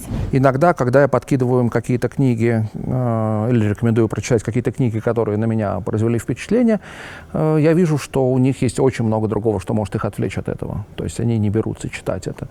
С другой стороны, это компенсируется какими-то другими вещами. То есть, например, моя старшая дочь, если ее что-то интересует, она предпочитает читать на языке оригинала. То есть если чешский писатель написал что-то на чешском, она читает на чешском. Если он написал что-то на французском, она читает это на французском. Мне кажется, это очень здорово, и зачем этого противостоять? А как вы думаете, вы говорите, что вот пока ребенок маленький, он свободно выучит 2 языка, да? Я знаю детей, которые из двуязычной семьи живут в 3-й стране, ходят там в школу, где занятия ведутся на языке 4-й страны. Может ли это помешать как-то, не знаю, вырасти сознанием 4 языков одновременно? Это только хорошо. Единственное, что мы можем вернуться к тому, что вы про что вы сказали, это что может уменьшиться немножко словарный запас, потому что человек не спит, скажем, 16 часов в день, и если эти 16 часов поделить между 2 языками, то, скажем, каждый язык получает 8 часов, а если поделить между 4, то по 4 часа на язык. В результате просто реальная возможность получить все те же слова, которые ты бы мог узнать за 16 часов, она умаляется. И поэтому человек, который говорит на 4 языках, может быть, будет знать меньше слов, но это очень легко восполнимо. Вообще, очень часто люди делают такую ошибку, они считают, что самое главное – это выучить слова в языке. А слова – это не самое важное. Самое важное – это знать, как из этих слов что-то составляется. И если человек знает вот эту грамматическую основу, она закладывается неосознанно в детстве, то слова всегда можно потом добавить. Собственно, даже если мы возьмем людей, которые говорят на одном языке, то легко найти разницу между людьми, которые много читали, и людьми, которые мало читали. У них будет разный словарный запас, и, в общем, это нас никогда не удивляет. Но при этом эти люди, в общем, владеют одним и тем же языком, и при некотором желании могут понять друг друга. Я на всех языках иногда забываю слова. Если я долго не практикую, то, конечно, и занимает больше времени, чтобы вспомнить. Или перехожу на другой язык. Если я знаю, что ты говоришь на английском, например, то я знаю, что я могу легко перейти на другой язык, если я забуду одно слово, например. Да, вот с сестрой у нас вообще просто черти что получается иногда. 4 языка на одном предложении, и ты такая... Она тоже в Париже? В Лондоне. В Лондоне. Если один язык всегда, как вы говорите, доминирует над другим, значит это, что билингвальность не норма. Или билингвальность и предполагает то, что у всех разные... Мне кажется, что билингвальность скорее норма, потому что монолингвальность, когда все говорят только на одном языке, это признак империй. Вот английская империя, Америка и, кстати, Россия, где в России как бы считалось, что вот если ты по-русски не говоришь, то ты вообще не пойми кто, и звать тебя никем. В принципе, если мы посмотрим просто на процентное содержание людей на всем земном шаре, которые говорят на 2 или больше языках, их гораздо больше, чем моноглотов, монолингвов. И поэтому билингвизм – это, в общем, более такое стандартное состояние. Это просто потому, что языки, которые имеют большое экономическое и социальное влияние, связаны с такими крупными империями, кажется, что вот можно быть монолингвом. Но внутри билингвизма всегда есть какие-то градации. Есть люди, которые живут, например, в Индии. В Индии билингвизм – это норма. Люди говорят на 3-4 языках, то есть это даже не билингвизм, а мультилингвизм. И, в общем, вполне прекрасно справляются. И при этом всегда есть какой-то язык, который чуть доминирует, но все остальные тоже неплохо. Колика языки млuvиш, толикрат си человеком? Возможно, я сейчас тоже не очень... Я запомнила идею основную. Сколько языков знаешь, столько раз ты являешься человеком. И мне эта идея очень близка. Потому что я в абсолютном восторге от того, что я, например, сейчас в данный момент могу говорить на 3 языках свободно. Я бы с удовольствием добавила туда еще какой-то язык и поехала бы в эту страну жить для того, чтобы этот язык выучить, для того, чтобы иметь возможность говорить на нем свободно. Прекрасно. Я когда смотрю на их детство, я вспоминаю, у меня детство как бы, какой-то рабочий пригород Москвы. Благодаря моим родителям я его помню как что-то совершенно прекрасное. Да? Причем в нем было все. В нем было там и заикающийся еврей единственный в классе, в которого летит там вот эта меловая тряпка. Все, то есть он как бы наполнен, если бы я пытался придумать драматические события в своем детстве, мне бы, наверное, было из чего слепить этого снеговика. Но я это так не помню. Да, оно полно каких-то интересных вещей. Лазанием по стройкам, взрыванием всего, что можно взорвать, поджиганием, химическим опытом. Все, было море свободы, вот этот ключ на шее, борщ в холодильнике. Восхитительное детство.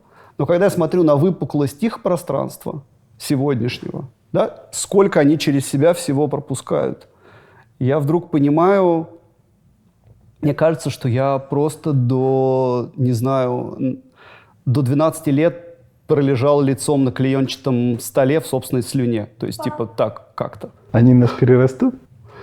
Они нас уже переросли. Он в своем возрасте сильно отличается от вас в таком же возрасте? Я думаю, что да, потому что у нас мы находимся на разном уровне по доступности информации. Потому что у меня в 12 лет ничего, кроме областной библиотеки или там городской библиотеки детской, больше в доступности не было. Я помню, как Ефим по скайпу нам каждую ночь рассказывал историю. И был момент, где он рассказывал о твоем детстве. И когда я это слышу, это, это очень, это не похоже, как мир сейчас.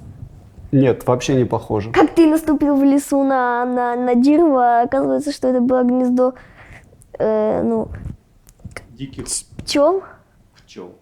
И потом тоже, тебе, ты был красный. Твою бабушку Еще или он там запер маму свою бабушку в балкон, чтобы шоколад поесть. Ты понимаешь теперь, представь на секунду, что дедушка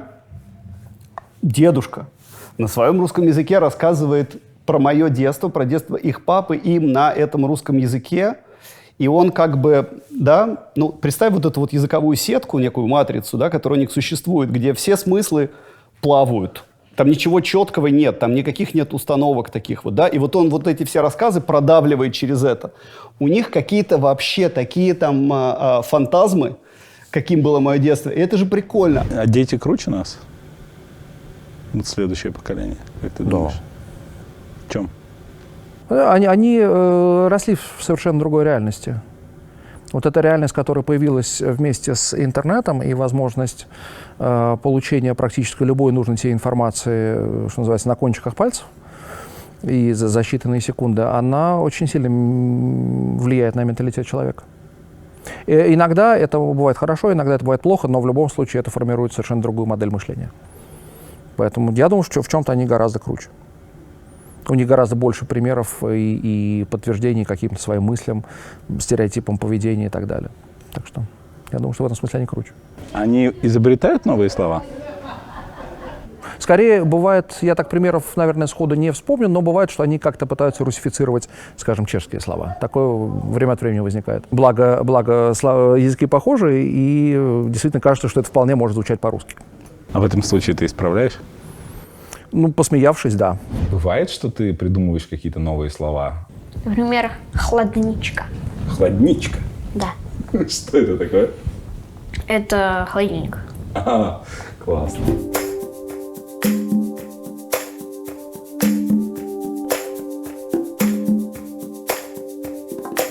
Ну, я думаю, что с языком происходит следующее. В языке очень много всяких вещей, которые можно назвать нерегулярными. Ну, вот всякие идиоматические выражения. Вот, например, там «конь не валялся».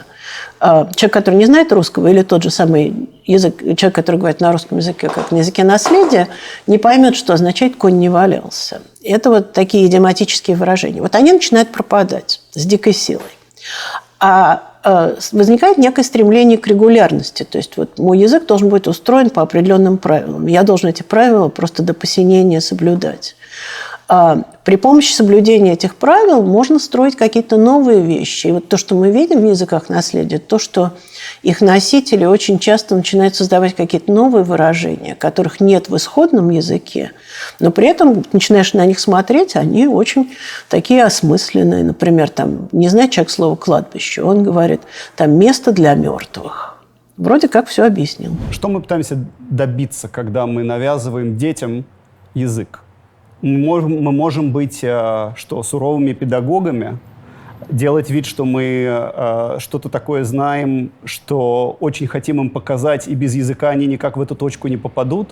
Ну, давай тогда сядем и определим, какие такие точки, доступные на русском языке. Можно, конечно, долго говорить про наследие Пушкина, русской классики и всего остального. Можно просто утопать в соплях и слюнях, как Солодников, по русской культуре, просто вот как бы курить, плакать и срать, да, то есть в одном месте. Это все невыносимо. Вся эта интеллигентность, она совершенно невыносима. Ни стилистически, ни сущностно. Сейчас, как бы, когда ты говоришь, я хочу, чтобы они знали русский язык, я не поправляю их ошибки. Я, наоборот, я настаиваю и наслаждаюсь тем, что они коверкают язык. Они придумывают глаголы, которых не существует, заимствуя правила из каких-то соседних языков. Они создают совершенно свою среду, и когда их никто не поправляет и не говорит им, что знаете, что такого слова нет, так говорить неправильно, а это слово не мужского, а женского рода, а такого глагола вообще нет. Они находятся в очень свободном полете. Их язык доставляет мне огромное количество удовольствия. Он полон юмора и всяких... Вместо того, чтобы быть просто передатчиком той агрессии, косности. То есть где я вижу сейчас, с кем я хочу говорить на русском языке, чтобы он стал для меня... Чтобы его отсутствие, например, у меня стало преградой. Пап, это как, например, иногда мы смешиваем иврит с французским, и это как наша подружка Гуркот. Например, они придумывают кучу... Например, это я сказала. Ты представляешь, для человека, который, например, не учит скучный язык, что для него с фонетической точки зрения русское слово «жижа»? Жижабот. Жижабот. Понимаешь, и вот и язык нас... это же как такая пастила. У нас есть такая семья придуманная. Мы такие всякие смешные вещи, которые мы придумываем. Мы там, например, у нас есть Жижаботс. Джунахвачич. Это разные члены семьи, Жижаботс. Это вымышленная Это семья. жижа на двух языках, на русском и на иврите. Жижаботс. Еще то, что меня очень разочаровывает, что у Израиля, у еврейцев нету своей обычной едой. Ну, как бы все, например, фалафель, это арабские. Понимаешь, о чем я говорю? Я это слышал, да, но я не буду это комментировать.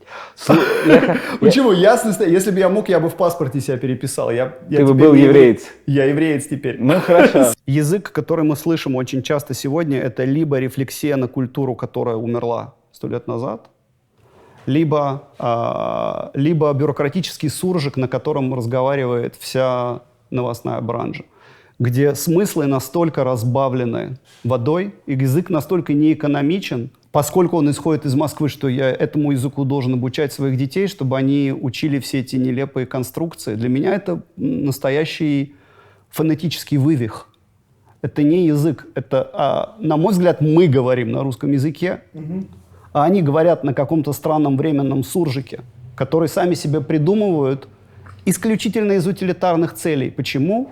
Потому что им нужно сказать параграф, а смысла у них нету даже на 2 слова.